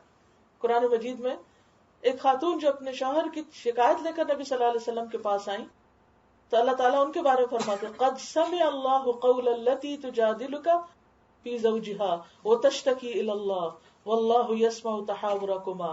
یقیناً سن لی اللہ نے اس عورت کی بات جو تم سے اپنے شوہر کے بارے میں جھگڑ رہی تھی، اور اللہ تم دونوں کی باتیں سن رہا تھا. واللہ یسمع تحاورکما. تو بات یہ ہے کہ بعض اوقات ہم انسانوں سے شکوے کرتے ہیں، انسانوں کو جھنجھوڑتے ہیں، ان سے پوچھتے ہیں، ان کو پکارتے ہیں مدد کے لیے، وہ ٹس سے مس نہیں ہوتے، وہ جواب نہیں دیتے. اس وقت کیا ہوتا ہے؟ فرسٹریشن بڑھتی ہے. لیکن وہ رب ہے جو جب تک ہماری سانس میں سانس، ہمارے جسم میں روح ہے، جب تک ہم ہوش میں ہیں، جب بھی اسے پکارے، جس چیز کے لیے بھی پکارے، وہ سن لیتا ہے. اور صرف سن کے چپ نہیں کر جاتا، وہ جواب دیتا ہے. ہاں یہ الگ بات ہے کہ وہ جواب بسا اوقات ہمیں عملی شکل میں نظر آ جاتا ہے کہ جو ہم مانگتے ہیں وہ ہمیں مل جاتا، فوراً مل جاتا. کبھی ایسا بھی ہوتا، ابھی بات دلی میں ہوتی ہے کہ اگلے لمحے اللہ تعالیٰ سبب پیدا کر دے. اور کبھی ایسا ہوتا ہے کہ اس وقت تو نہیں ملتا لیکن کچھ عرصے بعد مل جاتا ہے. کبھی ایسا بھی ہوتا ہے کہ وہ نہیں ملتا جو آپ مانگ رہے، اس سے بہتر چیز ملتی ہے جو آپ کو پتہ ہی نہیں ہوتا کہ یہ دعا کی وجہ سے آپ کو ملی، اور آپ کہتے ہیں پتہ نہیں کون سی نیکی کام آئی تھی. وہ آپ نے کچھ اور مانگا تھا، اللہ نے آپ کو اسے بہتر دیا. کبھی ایسا بھی ہوتا ہے کہ اللہ تعالیٰ کہتا ہے میرے بندے کے پاس باقی عمل تھوڑے ہیں، یہ اور نیکیاں کم ہیں، یہ دعائیں مانگ لے، اس کی یہ دعائیں اس کے نام اعمال میں ڈال دوں گا تاکہ یہ کل کو اس کی بخشش کا ذریعہ بن جائے. وہ دعائیں آخرت کے لیے جمع ہوتی رہتی ہیں، وہ دنیا میں نہیں آپ کو ملتی، جواب آپ کو نظر نہیں آتا. یعنی بندوں کا جواب کیا ہوتا ہے؟ بول کے دیتے ہیں یا کہہ کے کچھ جواب دیتے ہیں. اللہ کا جواب صرف بول کے دینا نہیں ہے، وہ جواب اس دعا کو قبول کرنا ہے. تو بسا اوقات دنیا میں کچھ نظر نہیں آتا، کچھ نہیں ملتا، اور انسان سوچتا ہے شاید میری سنی نہیں جا رہی. حالانکہ کیا ہوتا ہے؟ اللہ کے پاس جمع ہو رہا ہے، اور جو اللہ کے پاس جمع ہو رہا ہے وہ تو کہیں گمے گا بھی نہیں. جو ہم دنیا میں جمع کر رکھتے ہیں تو یہیں چھوڑ جائیں گے، اور جو وہاں جمع ہو رہا ہے وہ سب آپ کو ملے گا. آپ کسی بھی چیز کی تمنا کریں گے، یہاں تک کہ آتا ہے کہ جنتی اگر بچوں کی تمنا کریں گے کہ اللہ جنت ہمارے پاس بچے ہوں، تو صرف تمنا کریں گے اور اللہ تعالیٰ چلتے پھرتے بچے ان کے سامنے لے آئیں گے. یعنی اب دنیا میں تو کیا ہوتا ہے؟ تکلیف اٹھا کے اسے پیٹ میں رکھو، پھر جنم دو، پھر بڑا کرو. لیکن وہاں کیا ہے؟ وہ صرف خواہش کر لیں آپ. وَلَكُمْ فِيهَا مَا تَشْتَهِي أَنفُسُكُمْ وَلَكُمْ فِيهَا مَا تَدَّعُونَ. جو تمہارے دل خواہش کرے اور جو تم مانگو سب ملے گا. بعض اوقات کیا ہوتا ہے؟ ہم بیمار ہوتے ہیں، ہم کہتے ہیں یا اللہ تمہیں صحت دے دے. دنیا میں صحت نہیں ملتی، لیکن جنت میں کوئی بیمار ہوگا ہی نہیں. دنیا میں ہم کہتے ہیں یا اللہ ایسا بڑھاپا نہ ہو کہ جس کی وجہ سے ہم محتاج ہو جائیں. جنت میں کوئی بوڑھا نہیں ہوگا، سب جوان رہیں گے، سب صحت مند رہیں گے. جو مانگو گے ملے گا. لیکن پہلے یہاں مانگنا شروع کرو، یہاں مانگو. وہ جواب دیتا ہے، وہ جمع کیے جا رہا ہے، اور جتنا مانگتے چلے جاؤ گے اتنا زیادہ جمع ہوتا چلا جائے گا. اور اس وقت انسان جب وہاں اجر دیکھے گا تو پتہ ہے کیا تمنا کرے گا؟ کاش دنیا میں کوئی دعا قبول نہ ہوتی، کاش یہ دنیا میں نہ ملتا، وہ تو وہیں رہ گیا جو ملا تھا. وہ آج ملتا کہ جو ہمیشہ کے لیے باقی رہتا. اجیب دعوت الداعی اذا دعانی فلیستجیبوا لی ولیؤمنوا بی لعلہم یرشدون. لہذا انہیں چاہیے میری دعوت پہ لبیک کریں، جو میں کہتا ہوں وہ کر لیں، میری بات مانتے جائیں اور مجھ پر ایمان لائیں، یقین رکھیں، اعتماد رکھیں، شاید کہ وہ راہ راست پا لیں اور زیادہ نیکیاں کرنے کا ان کو موقع مل جائے. پھر چند فقہی احکامات بھی بتا دیے گئے قرآن مجید ہی کے اندر. تمہارے لیے روزوں کے زمانے میں راتوں کو اپنی بیویوں کے پاس جانا حلال کر دیا گیا. شروع میں اس کی پابندی تھی، لیکن یہ بہت مشکل چیز تھی، تو اللہ تعالیٰ فرماتے ہیں کہ اب تمہارے لیے یہ حلال ہے. وہ تمہارے لیے لباس ہے، تم ان کے لیے لباس ہو. لباس انسان کے لیے کیا ہے؟ عیب ڈھانکنے کا ذریعہ، اس کے لیے زینت کا ذریعہ، اس کے عیب چھپانے کا ذریعہ، اس کے لیے کمفرٹ کا ذریعہ، اس کے ساتھ رہنے کا ذریعہ. تو اللہ تعالیٰ نے شوہر اور بیوی کا رشتہ بھی یہاں بتا دیا کہ وہ رشتہ دراصل کیا ہے. بسا اوقات ایسا ہوتا ہے کہ دنیا میں انسان کو وہ ساری چیزیں نہیں ملتی جس کی انسان تمنا کرتا ہے، لیکن اگین اللہ نے جنت میں انسان کے لیے آنکھوں کی وہ ٹھنڈک چھپا رکھی ہے کہ جس کا کوئی دنیا میں اندازہ ہی نہیں کر سکتا، جس کا کوئی تصور ہی نہیں کر سکتا. لہٰذا اگر دنیا میں کسی کو کسی بھی قسم کی کوئی کمی ہے تو وہ اس پر مایوس نہ ہو، وہ اللہ سے بہتر امید رکھے، کیونکہ یہ زندگی تو صرف ایک ٹیسٹ ہے، امتحان ہے کہ کیسے کرتے ہو، یہاں کیا کرتے ہو، خوشی میں کیا کرتے ہو اور غم میں کیا کرتے ہو، کچھ پا کر کیا کرتے ہو اور نہ ملنے کی صورت میں کیا کرتے ہو. وَإِنَّ الدَّارَ الْآخِرَةَ لَهِيَ الْحَيَوَانُ. اور بے شک آخرت کا گھر، اصل زندگی تو وہاں ہے، زندگی تو وہ ہے. لہٰذا اس زندگی کو لک فارورڈ کرے، اس کا انتظار کرے، اس کے لیے تیاری کرے کہ جب نعمتیں ملیں گی تو کبھی ختم نہ ہوگی. اللہ کو معلوم ہو گیا کہ تم لوگ چپ کے اپنے آپ سے خیانت کر رہے تھے، یعنی کنفیوژن میں تھے، ڈاؤٹ فل تھے، اور وہ حکم ماننا تمہارے لیے مشکل ہو رہا تھا، مگر اس نے تمہارا قصور معاف کر دیا اور تم سے درگزر فرمایا. اب تم اپنی بیویوں کے ساتھ شباشی کرو اور جو لطف اللہ نے تمہارے لیے جائز کر دیا اسے حاصل کرو. اس سے یہ پتہ چلتا ہے کہ شوہر اور بیوی کا جو خاص تعلق ہے وہ بھی عبادت ہے. بسا اوقات انسان پہ وہ گراں بھی گزر سکتا ہے، بھاری اور مشکل بھی معلوم ہوتا ہے، لیکن اگر انسان یہ سمجھے کہ یہ بھی ایک عبادت ہے تو اس میں بھی ایک اجر ہے. نیز راتوں کو کھاؤ پیو، یعنی رات کے وقت روزہ نہیں، اس سے منع کیا گیا کہ انسان دن کو بھی روزہ رکھے اور پھر رات کو روزہ رکھے. رات پوری انسان کھا سکتا ہے یہاں تک کہ سحر کا وقت ہو جائے، چاہے یہ شب کی دھاری سے سفید صبح کی دھاری نمایاں نظر آ جائے، یعنی رات کا اندھیرا صبح کی روشنی میں بدلنے لگے، تب یہ سب کام چھوڑ کر رات تک اپنا روزہ پورا کرو. یعنی افطار کیا ہے؟ سورج غروب ہوتے ہی. اور اس میں جلدی کرنی چاہیے، تاخیر نہیں. اور جب تم مسجدوں میں معتکف ہو یعنی اعتکاف کی حالت میں ہو تو بیویوں سے مباشرت نہ کرو. اور بہترین اعتکاف کیا ہے؟ آخری 10 دن کا اعتکاف، جو نبی صلی اللہ علیہ وسلم کی سنت ہے، کیونکہ اس میں پھر طاق راتیں بھی ہوتی ہیں. عام طور پہ گھر میں انسان جب دیگر کام کاج میں ہوتا ہے تو پھر مشکل ہوتی. بہتر یہ ہے کہ اگر آپ ان دنوں کی چھٹی لے سکیں، اپنا کام چھوڑ سکیں، یا اگر بچے بڑے ہو چکے ہیں اور آپ پر کوئی ڈیپینڈنٹ نہیں ہے تو آپ اپنے ان 10 دنوں کو عبادت کے لیے وقف کریں. معلوم نہیں اگلا سال زندگی میں آتا ہے یا نہیں، تو اس میں شب قدر کی رات جو 1000 مہینوں سے بہتر ہے اس کی عبادت نصیب ہو اور دعائیں زیادہ سے زیادہ آپ مانگ سکیں. فرمایا جب تم مسجدوں میں ہو تو بیویوں سے مباشرت نہ کرو، کیونکہ اعتکاف مسجد میں ہوتا ہے. یہ اللہ کی باندھی ہوئی حدیں ہیں، ان کے قریب نہ پھٹکنا. اس طرح اللہ اپنے احکام لوگوں کے لیے کھول کھول کے بیان کرتا ہے. توقع ہے کہ وہ غلط رویے سے بچیں گے، یعنی غلط کام نہیں کریں گے، کیونکہ غلط کام چھوڑنا ہی تقویٰ ہے. تقویٰ کیا ہے؟ اللہ کی اطاعت کرنا اور ان کاموں کو چھوڑ دینا کہ جس سے اللہ نے منع کیا ہے. جہاں تک روزے کے احکامات کا تعلق ہے، آپ ایک دفعہ پڑھ لیجئے تاکہ آپ کو ریمائنڈر ہو جائے کہ مثلاً چاند دیکھ کر آپ کو کون سی دعا پڑھنی ہے، افطاری کے وقت کون سی دعا پڑھنی ہے، اگر آپ کسی کے یہاں افطار کر رہے ہیں تو ان کو کیا دعا دینی. کیونکہ بسا اوقات ہم کھانے کی تعریف کر دیتے ہیں، کھانا پکانے والے کی تعریف کر دیتے ہیں، لیکن دعا نہیں دیتے جو کہ اس کو واقعی کام آنے والی ہے. تعریف تو جٹ میں ختم ہو جاتی ہے نا، لیکن دعا فائدہ دیتی ہے. پھر اسی طرح یہ ہے کہ روزے میں اگر نقصیر وغیرہ ہو اور باقی سرما لگانا یا مختلف ذائقہ چکھ لینا چیزوں کا، یعنی کہ روزہ کن چیزوں سے ٹوٹتا ہے اور کن چیزوں سے نہیں. اور حاملہ اور دودھ پلانے والی عورتوں کے بارے میں احکامات، اور تراویح کے بارے میں کچھ چیزیں، اور لیلۃ القدر کی خاص دعا. اور اس سے ایک ریمائنڈر آپ کو ہو جائے گا. میں نے جان بوجھ کر یہ سارے احکامات کی ڈیٹیل آپ کے لیے چھوڑ دی ہے.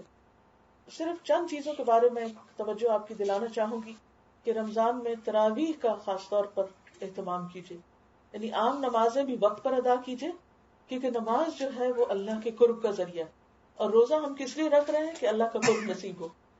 تو روزے کی حالت میں مزید نمازوں کے بارے میں کانشیس رہیں، کیونکہ اگر روزہ تو ہے لیکن کئی لوگ نماز ہی نہیں پڑھتے، یا یہ ہے کہ نماز وہی جلدی جلدی نہیں. آپ نے اپنے لیے ایک ٹارگٹ رکھنا ہے کہ اس رمضان میں انشاءاللہ آپ زیادہ سے زیادہ اچھی نماز خشوع خضوع کے ساتھ ادا کریں گے انشاءاللہ تعالی. پھر یہ ہے کہ خصوصی طور پر تراویح، تو تراویح میں آپ یہ ہے کہ چونکہ سارا قرآن حفظ نہیں ہے، خود پڑھنا مشکل بھی ہوتا ہے، اکیلے پڑھنا، تو کوشش کریں کہ آپ کے قریب کوئی بھی اگر مسجد ہے اور اس میں خواتین کا الحمدللہ یہاں تو ہر جگہ اہتمام ہوتا ہے مسجدوں میں، تو تھوڑا سا وقت نکالیں اور تراویح جو ہے باجماعت جا کر ادا کر لیں.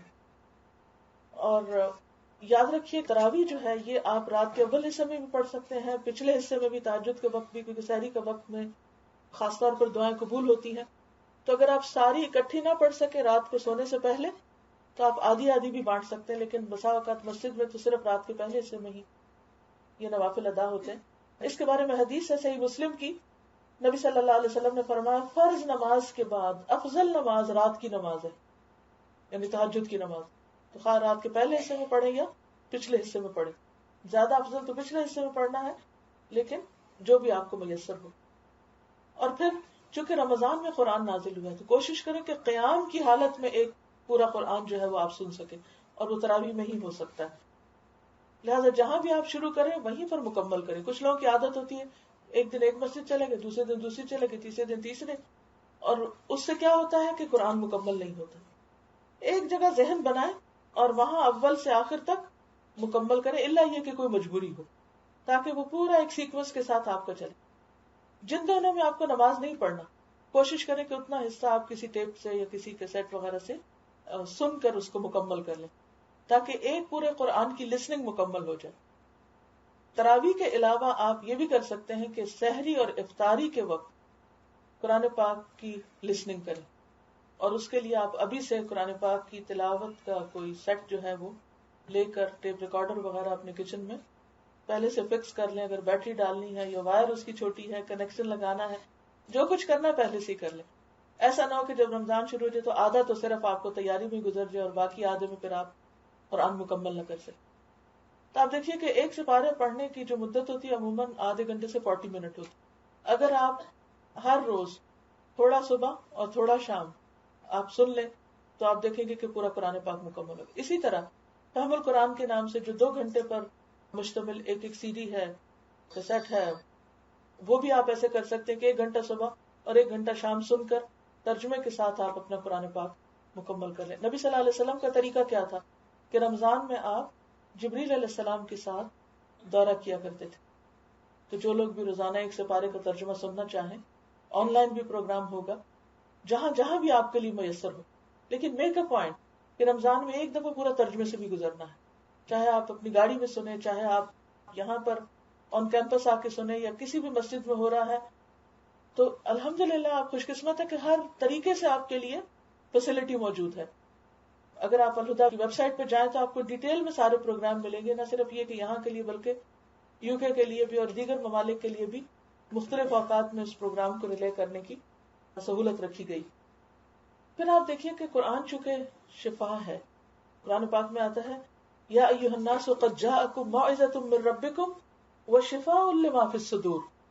تو سینے کی جو بیماریاں، دل کی جو بیماریاں، ان کے لیے خصوصی طور پر شفا. تو روزہ صرف کھانے پینے کا روزہ نہیں ہوتا، روزہ جو ہے وہ دل کا روزہ بھی ہوتا ہے، آنکھ کا روزہ بھی ہوتا ہے، کان کا روزہ بھی ہوتا ہے. اور ان آنکھ کان کا تعلق کس سے ہوتا ہے؟ دل سے ہوتا ہے، اور تقویٰ بھی دل میں ہوتا ہے. تو اس کے لیے سب سے بہترین نسخہ کیا ہے؟ قرآن کے ساتھ تعلق، اور قرآن کے ذریعے دلوں کی شفا، تاکہ دلوں سے ہر قسم کے نفاق اور شکوک و شبہات اور شرک اور حسد اور بغض اور نفرت اور دوسروں کے لیے دلوں کی تنگی اور بخل اور شح، یہ سب کچھ نکل جائے. اور اس میں مدد دیتا ہے قرآن کا پڑھنا، قرآن کا سمجھنا اور قرآن کا سننا اور کسی بھی طرح اس سے تعلق رکھنا. اور یہ بھی یاد رکھیے کہ قیامت کے دن قرآن بطور خاص شفاعت کرے گا، سفارش کرے گا. حدیث میں آتا ہے روزہ اور قرآن قیامت کے دن بندے کے لیے سفارش کریں گے. روزہ کہے گا اے میرے رب، میں نے اس بندے کو کھانے پینے اور اپنی خواہشات پوری کرنے سے روکے رکھا، لہٰذا اس کے بارے میں میری سفارش قبول فرما. قرآن کہے گا اے میرے رب، میں نے اس بندے کو رات سونے سے روکے رکھا، لہٰذا اس کے بارے میں میری سفارش قبول فرما. چنانچہ دونوں کی سفارش قبول کی جائے گی. لہٰذا 2 چیزیں خاص طور پر آپ کو کرنا ہے، اور وہ کیا ہے؟ روزے کے ساتھ قرآن. اور اس میں اگر کچھ پارٹ میمورائزیشن کے لیے بھی آپ رکھیں تو زیادہ فائدہ ہوگا. اور پھر خصوصی طور پر جب ایک مجلس میں بیٹھ کر آپ سنتے ہیں قرآن، تو اس مجلس پر اللہ کی رحمت نازل ہوتی ہے، اور فرشتوں کے پاس اللہ تعالیٰ ایسے لوگوں کا ذکر کرتے ہیں کہ دیکھو ان بندوں کو کہ جو اکٹھے بیٹھ کر مجھے یاد کر رہے ہیں. کیونکہ بندہ جب تنہائی میں یاد کرتا ہے تو اللہ تعالیٰ تنہائی میں یاد کرتا ہے، جب بندوں کے بیچ میں یاد کرتا ہے تو اللہ تعالیٰ فرشتوں میں اس بندے کو یاد کرتے ہیں. اور اللہ کا یاد کرنا ہماری یاد سے بہت زیادہ بہتر ہے اور ہمارے لیے عزت اور آنر کی بات ہے. حضرت انس فرماتے ہیں صحابہ کرام صبح کی نماز کے بعد حلقہ بنا کر بیٹھ جاتے تھے، سرکل میں بیٹھ جاتے، قرآن پڑھتے، فرائض اور سنن سیکھتے اور اللہ کو یاد کرتے تھے. پھر اسی طرح قبولیت کے جو اوقات ہیں دعاؤں کے، اس میں قرآن مجید کے پڑھنے کے بعد بھی دعا قبول ہوتی. سحری کے وقت کی دعا، اس میں اللہ تعالیٰ آسمانی دنیا پر نزول فرماتے ہیں اور خود پکارتے ہیں ہے کوئی جو مانگنے والا کہ مانگے اور میں اس کی دعا سنوں. تو اس وقت بھی آپ خصوصی طور پر دعائیں کریں، خصوصاً استغفار، کیونکہ قرآن پاک میں آتا ہے وَبِالْأَسْحَارِ هُمْ يَسْتَغْفِرُونَ، سحری کے وقت وہ استغفار کرتے ہیں. یعنی صبح کا جو خصوصی ذکر، ویسے تو آپ درود شریف بھی پڑھیں اور بھی تسبیح کریں، آیت کریمہ بھی پڑھیں، لیکن صبح سحری پکاتے وقت خصوصی طور پر استغفار، استغفر اللہ، اللہم اغفر لی، کیونکہ آپ ان لوگوں کی صف میں شامل ہو جائیں گے وَبِالْأَسْحَارِ هُمْ يَسْتَغْفِرُونَ. پھر اسی طرح جس چیز کا اہتمام کرنا وہ صدقہ و خیرات ہے. حدیث میں آتا ہے کہ نبی صلی اللہ علیہ وسلم بہت زیادہ سخاوت کرنے والے تھے، لیکن رمضان میں وہ تیز آندھی سے زیادہ سخاوت کرتے تھے جب وہ جبریل سے ملاقات کرتے، حین یلقاہ جبریل، کیونکہ جبریل کے ساتھ کیا کرتے تھے آپ؟ قرآن مجید کی دہرائی کرتے تھے. تو قرآن مجید پڑھنے کا جو اثر عملی طور پر ہماری زندگی میں ہونا چاہیے وہ کیا؟ کہ ہم زیادہ سے زیادہ اللہ کے راستے میں دینے والے بنے. اب دیکھیں کہ قیامت کے دن جب جنت کے دروازے کھولے جائیں گے تو اس وقت جو شخص سب سے زیادہ صدقہ کرنے والا ہوگا اس کے لیے صدقے کا باب کھلے گا، جو سب سے زیادہ روزے رکھنے والا ہوگا اس کے لیے باب الریان کھلے گا، جو سب سے زیادہ نمازیں پڑھنے والا ہوگا اس کے لیے باب الصلاۃ کھلے گا. اسی طرح اور دروازے بھی جو جس نیکی میں آگے ہوں گے وہ اس خاص دروازے سے جنت میں لے جائے جائیں گے. تو نبی صلی اللہ علیہ وسلم جب یہ حدیث بیان کر رہے تھے تو حضرت ابو بکر کہتے ہیں کہ کیا کوئی ایسا شخص ہوگا کہ جس کو ہر دروازے سے کال آئے کہ تم یہاں سے داخل؟ تو آپ نے فرمایا کہ مجھے امید ہے کہ وہ تم ہوگے. اس کے پیچھے کیا حکمت ہے؟ ہر نیکی میں آگے، ہر نیکی کے کام میں آگے. اچھا ہم کیا کہتے ہیں؟ ہم اتنا صدقہ کرتے ہیں، اچھا چلو نماز نہ بھی پڑھی تو کیا ہو. نہیں، ایسا نہیں ہے. ہمیں شوق یہ ہونا چاہیے کہ ہم ہر نیکی میں سب سے آگے. ہمیں اس بات میں کمپیٹ کرنا چاہیے کہ سب سے زیادہ میں قرآن پڑھوں اس رمضان میں، سب سے زیادہ میں صدقہ خیرات کروں، سب سے زیادہ میری عبادت اچھی ہو. یعنی کہ میری کوئی تراویح جو ہے وہ مس نہ ہو، اور کوئی حصہ قرآن کا اس میں سننے کو مس نہ ہو. وقت سے پہلے میں جا کر بیٹھوں اور پورا کر کے، اور اس کے لیے پوری تیاری رکھوں، اپنی صحت کا بھی خیال رکھوں تاکہ عبادات جو ہے وہ متاثر نہ ہو. پھر اسی طرح یہ ہے کہ جو آتا ہے نا، تیز آندھی سے بھی زیادہ آپ سخی ہو جاتے تھے. تو اب دیکھیں تیز آندھی جب چلتی ہے تو ہر چیز متاثر ہوتی، حتیٰ کہ دیواریں بھی گھر کی بازو کا ہلنے لگتی ہیں، اور چھتیں بھی، اور درخت بھی، اور گھاس بھی، اور ہر چیز تک اس کا اثر جاتا ہے. گویا رمضان میں آپ ایسا صدقہ خیرات کریں کہ ہر جگہ پر کچھ نہ کچھ حصہ ڈالیں. کہیں افطاری کے انتظام میں ڈالیں، کہیں پر غریبوں کو کھلانے کے، کہیں اپنی زکوٰۃ کے نکالنے کا انتظام کریں، کہیں فی سبیل اللہ کی دین کی خدمت میں. یعنی کوئی موقع آپ کا ایسا نہ ہو کہ جس کو آپ ہاتھ سے جانے دیں. خاص طور پر نبی صلی اللہ علیہ وسلم نے خواتین کو صدقے کی تلقین کی ہے. آپ نے فرمایا یا معشر النساء تصدقن ولو من حلیکن فإنکن اکثر اہل جہنم یوم القیامہ. اے خواتین کی جماعت، تم صدقہ کرو چاہے اپنے زیورات ہی سے کرو. کیونکہ بعض اوقات ہم کہتے ہیں ہم تو کماتے نہیں، ہمارے پاس پیسے نہیں، کچھ نہیں، لیکن زیور تو ہر عورت کے پاس کچھ نہ کچھ ہوتا ہے. تو آپ نے فرمایا ولو من حلیکن، اس لیے کہ قیامت کے دن جہنم میں تمہاری تعداد زیادہ ہو. تو لوگوں نے پوچھا کہ کیوں؟ تو آپ نے فرمایا کہ تم زبان سے لان تان بہت کرتی. انسان بہت سی نیکی کرتا ہے اور ایک غلط لفظ زبان سے نکال کے ہر چیز کو برباد کر کے رکھ دیتا ہے. تو اس زبان کی لغزشوں کا جو کفارہ ہے وہ کس میں ہے؟ صدقہ خیرات میں. اپنے ہاتھ سے کوئی چیز بنائے، کسی بھی طرح کچھ بھی میسر ہو تو اللہ کے راستے میں سے خرچ کرے. اسی طرح اگر توفیق ہو تو رمضان میں عمرے کا پروگرام بنائے، کیونکہ رمضان میں عمرہ نبی صلی اللہ علیہ وسلم کے ساتھ حج کے برابر ہے. اتنا بڑا اجر ہے. یعنی گویا آپ نے نبی صلی اللہ علیہ وسلم کے ساتھ حج کیا، کیونکہ آپ کے ساتھ حج جو ہے وہ ایک بہت بڑی سعادت ہے. اور پھر آخری عشرے کا اہتمام. اور رمضان کا آخری عشرہ شروع ہو جاتا تو نبی صلی اللہ علیہ وسلم رات کا زیادہ حصہ جاگتے تھے. یعنی عام راتوں کی نسبت آخری عشرے میں زیادہ جاگنا. گھر والوں کو بھی بیدار کرتے تھے، خود بھی جاگتے، گھر والوں کو بھی جگاتے، اور عبادت کے لیے کمر کس لیتے، یعنی پوری طرح الرٹ ہو جاتے. ایک اور روایت میں آتا ہے نبی صلی اللہ علیہ وسلم آخری عشرے میں جتنی محنت کرتے تھے دوسرے دنوں میں اتنی محنت نہ کرتے تھے. گویا نظر آنا چاہیے کہ ہاں یہ اسپیشل دن ہے. یعنی رمضان سارا اسپیشل ہے، لیکن اس میں بھی آخری عشرہ مزید اسپیشل ہے. اور آخری عشرے میں چونکہ لیلۃ القدر ہے اس کا بھی اہتمام کرے. اپنی ایک ڈائری بنا لے، اس پر اپنی خاص دعائیں لکھ لے کہ کہیں ایسا نہ ہو بھول جائیں. ہوتا پتہ کیا ہے، آخری عشرے میں جا کے تھوڑی تھکاوٹ بھی ہونے لگتی، تھوڑی کمزوری بھی ہونے لگتی. تو بعض اوقات انسان اس وقت پھر وہ سب کچھ یاد نہیں کر پاتا. ابھی سے روز دل میں جو خواہش آئے، جو تمنا ہے وہ لکھنا شروع کر دے. اور آخری عشرے میں اور ویسے بھی افطاری کے وقت یا خاص موقعوں پر اپنی وہ ڈائری کھول لی، پھر سوچ کر، نہیں کہ اس کی ریڈنگ شروع کر دی، سوچ کر غور سے خشوع سے پھر دعا مانگی، کیونکہ اللہ تعالیٰ غافل دل کی دعا نہیں سنتے. پھر اسی طرح یہ ہے کہ آہوازاری بھی ہونی چاہیے، دعا مانگتے ہوئے رونا چاہیے، مسکینی کا اور محتاجی کا اظہار کرنا چاہیے. پھر اسی طرح خاص طور پر استغفار کرنا چاہیے. اور آخر میں انسان کو اپنا احتساب بھی کرنا چاہیے کہ کیا واقعی جو میں نے اپنے ٹارگٹ سیٹ کیے تھے وہ پورے ہوئے. اور لیلۃ القدر کی جو دعا ہے وہ بھی یاد کرنی چاہیے. اور کہا جاتا ہے کہ جو لیلۃ القدر کی علامات ہیں اس میں یہ کہ اس رات میں خاص طور پر سکون اور اطمینان ہوتا ہے. جیسے قرآن مجید میں آتا ہے نا، سلام ہی حتی مطلع الفجر، خاص پیس محسوس ہوتا ہے. بعض لوگوں کو خواب میں بھی نظر آتا ہے، جیسے صحابہ کرام کو نظر آیا تھا. پھر اسی طرح یہ کہ اس رات میں قیام کی لذت زیادہ محسوس ہوتی ہے.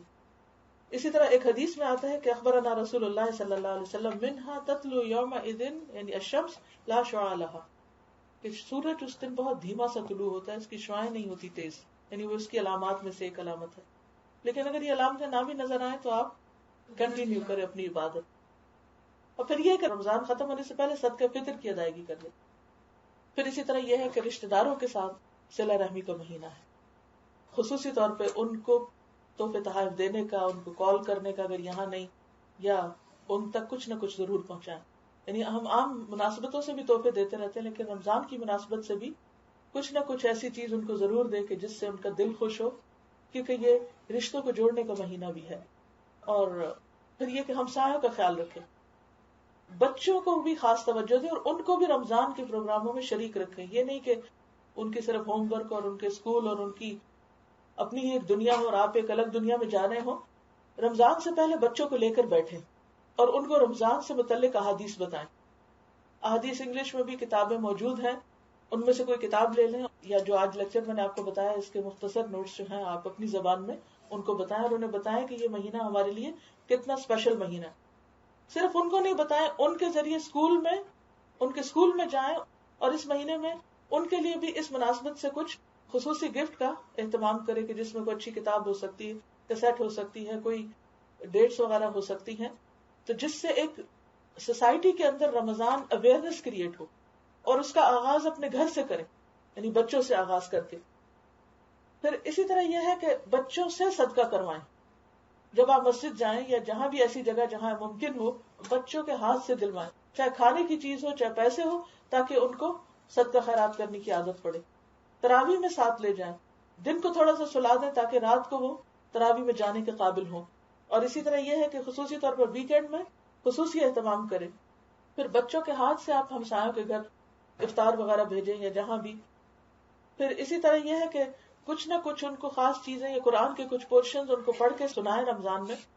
افطار کے وقت ایک ٹائم بنا سکتے ہیں جس میں آپ ایک ریزولوشن پاس کر سکتے ہیں سب بچوں کے ساتھ مل کر کے ہم ہر روز ایک حدیث سنیں گے یا ایک آیت کا ترجمہ سنیں گے. اور اسی طرح رمضان کارڈ بنا کر اس پر بچوں سے احادیث لکھوا کے دوسروں کو دلوا سکتے ہیں. پھر اسی طرح یہ ہے کہ چونکہ رمضان کا مہینہ شہر المواسات بھی ہے، ایک دوسرے کی ہمدردی اور غمخواری کا، لہذا کوشش کریں کہ آپ کی خیر جو ہے وہ ہر بندے تک کسی نہ کسی شکل میں ضرور پہنچے. یعنی کوئی بھی بھلائی آپ ان کو کسی بھی طریقے سے ضرور پہنچائیں. پھر اگر بھلائی نہیں پہنچا سکتے تو ان کو اپنی اذیت سے محفوظ رکھیں، تکلیف سے محفوظ رکھیں. روزے کی حالت میں اپنا ایک ہدف رکھیں، ایک ٹارگٹ رکھیں کہ میں اپنی زبان اور اپنے ہاتھ اور اپنے رویے سے کسی کو دکھ نہیں دوں گی، جلی کٹی باتیں نہ سنائیں، زبان پر خاص کنٹرول رکھیں. حضور صلی اللہ علیہ وسلم نے فرمایا من لم يدع قول الزور والعمل به فليس لله حاجة ان يدع طعامه وشرابه. جس نے روزہ رکھ کر جھوٹ بولنا اور اس پہ عمل کرنا نہ چھوڑا، اللہ کو کوئی ضرورت نہیں کہ کوئی شخص بھوکا پیاسا رہے، کھانا پینا چھوڑ دے. کیونکہ روزہ صرف کھانا پینا چھوڑنے کا نام نہیں، بلکہ اس میں اپنی زبان سے غلط لفظ نکالنے اور جتنے بھی باقی حرام چیزیں ان سب چیزوں کو چھوڑنے کی ضرورت ہے. خواہ وہ زبان کا حرام ہو، غیبت چغلی ہو، یا آنکھوں سے حرام چیزیں دیکھنا ہو جیسے ٹیلی ویژن پر اور اخبار و رسالوں میں فحش تصویریں، یا اسی طرح گفتگو میں یا کچھ بھی. پھر اسی طرح لغو سے بچیں، یعنی بیکار اور فضول چیزوں سے بچیں. ایک ایک منٹ قیمتی ہے، لہٰذا یا تو ذکر کریں یا کوئی اچھی بات کسی کو بتائیں یا کسی کی خدمت کریں یا پھر کچھ قرآن پڑھیں، نوافل پڑھیں. لیکن عبادت کے مہینے کو غیر ضروری لغو اور بیکار کاموں میں وقت کاٹ کر روزہ گزارنے کی کوشش نہ کریں. پھر اسی طرح یہ ہے کہ نماز عید کا اہتمام کہ کہاں پڑھنی ہے، کیسے کرنا ہے، اس کا بھی پہلے سے کریں. بلکہ عید پر جو گفٹ اور تحفے تحائف ہیں وہ بھی رمضان سے پہلے خرید کر پیک بنا لیں، تاکہ رمضان کے آخری قیمتی دن جو ہے وہ بازاروں میں نہ گزرے، وہ عبادت میں ہی گزرے اور مساجد میں گزرے. اور پھر یہ کہ یہ بھی ذہن میں رکھیں کہ جب رمضان گزر جائے تو آپ اپنے لیے ٹارگٹ رکھیں کہ مجھے اس نیکی کو برباد نہیں کرنا، اسے ضائع نہیں کرنا، اسے سنبھالنا ہے، اس کی حفاظت کرنا ہے. اور جو اچھی عادتیں آپ کو پڑے ان دنوں میں، ان پر آئندہ سال اور آئندہ زندگی کے لیے استقامت بھی اختیار کریں، یعنی اپنے عمل صالح کو جاری رکھیں. انشاءاللہ رمضان کا مہینہ آپ روزے رکھیں اور اچھی طرح رکھیں، کیونکہ اچھی طرح کام کرنے والے جو ہیں وہ اللہ تعالیٰ کو محبوب ہیں. قرآن پاک میں اللہ تعالیٰ فرماتے ہیں وَأَحْسِنُوا إِنَّ اللَّهَ يُحِبُّ الْمُحْسِنِينَ، اور احسان کرو، اور اللہ محبت رکھتا ہے احسان کرنے والوں سے. اور یہ احسان عبادت میں بھی ہے، جو عبادت بھی کرے انتہائی خوبصورت ہے، لوگوں کے ساتھ معاملات میں بھی ہے، صدقہ خیرات میں بھی ہے، ہر چیز کے اندر ہے. یعنی مصیبت کے مارے اور ایک مجبوری کے مارے اور ایک فرض سمجھ کر اور ایک بوجھ سمجھ کر یہ کام نہ کرے، بلکہ کیسے کرے؟ خوبصورت بنا کر، دل کی خوشی کے ساتھ. آپ دیکھیں کسی بھی کام میں جب ہم اپنا دل ڈال لیتے ہیں نا تو وہ کام انجوائبل ہو جاتا ہے. رمضان کو انجوائے کریں، یہ نہ کریں کہ اچھا اتنی لسٹ بتا دی آپ نے یہ سارے کام کرنے کی کیسے ہوگی، سب ہو جاتا ہے. صرف ایکسپٹ کر لے کہ کرنا ہے، نیت کر لے، ارادہ کر لے، دعا مانگے، پلان کر لے تو انشاءاللہ سب کچھ ہو جائے گا. نماز پڑھے تو اس سے لذت حاصل کرے، روزہ رکھے تو اس سے خوشی حاصل کرے. وہ فرحتان جو بات آتی ہے نا کہ اختتام پر آپ کو خوشی ہو. تراویح پڑھے تو آپ کو تراویح کے بعد ایک خوشی کا احساس ہو، کیونکہ منافق کی نماز سستی کی نماز ہوتی ہے، منافق کا صدقہ مجبوری کا صدقہ ہوتا ہے. اور ہاں یہ ضرور احتیاط کرے کہ کوئی بھی عبادت اتنی زیادہ نہ کر دیں کہ آپ تھک جائیں اور باقی دنوں کی ہر چیز ہی چلی جائے، کیونکہ اتنی ہی عبادت کا حکم ہے جتنی کسی میں استطاعت ہے. کچھ لوگوں میں زیادہ طاقت ہوتی ہے، کچھ میں کم ہوتی ہے. تو ہر ایک کا سوال کس کے مطابق ہے؟ اس کی استطاعت کے مطابق ہے. اور ابن القیم یہ کہتے ہیں کہ رمضان میں جتنے بھی کرنے کے کام ہیں ان سب میں جو بہترین چیز ہے وہ قرآن کے ساتھ تعلق ہے اور قرآن میں غور و فکر ہے. اگر لوگ اس کی لذت کو جان لیں تو وہ کسی بھی قیمت پہ اسے چھوڑنے کو تیار نہ ہو. لہذا اپنے قرآن کے پڑھنے پڑھانے کا اور جو آپ کی روٹین ہے اس کو، یعنی اس سال کے رمضان کا اگر آپ ٹارگٹ رکھیں کہ میں انشاءاللہ باقی چیزوں میں احسان کے درجے تک پہنچنے کے ساتھ ساتھ خصوصی طور پر قرآن کے ساتھ اپنے تعلق کو اور مضبوط کروں گی. اگر مجھے تجوید نہیں آتی تو تجوید ٹھیک کروں گی. موقع غنیمت جانے بجائے اس کے کہ بہت کثرت سے غلط سلط پڑھے، جتنا پڑھے اس کو زیادہ سے زیادہ درست کرنے کی کوشش کریں. پھر اسی طرح یہ ہے کہ مزید اگر آپ کی تجوید اچھی ہے تو پھر آپ اس کے معنی میں اور غور و فکر کریں، اور اس میں غور و فکر کا طریقہ یہ بھی ہے کہ کسی اور کے ساتھ شیئر کریں. لہٰذا جو لوگ دورے قرآن میں آئے جس بھی طریقے سے قرآن کو سیکھے وہ اس کو دوسروں کے ساتھ شیئر کریں، کیونکہ قرآن مذاکرے سے دلوں میں زیادہ اترتا ہے. تو اللہ تعالیٰ سے دعا ہے کہ اللہ تعالیٰ ہمیں بہترین عمل کی توفیق عطا فرمائے اور ہمیں واقعی یہ رمضان ایسا رمضان نصیب ہو کہ جس میں ہماری ایمان کی تجدید ہو، اللہ کی قربت اور محبت نصیب ہو اور ہم زیادہ سے زیادہ نیکیاں کر سکیں اور احسان کے درجے کو پہنچ سکیں. آخر دعوانا الحمد للہ رب العالمین. سبحانک اللہم و بحمدک نشہد ان لا الہ الا انت نستغفرک و نتوب الیک.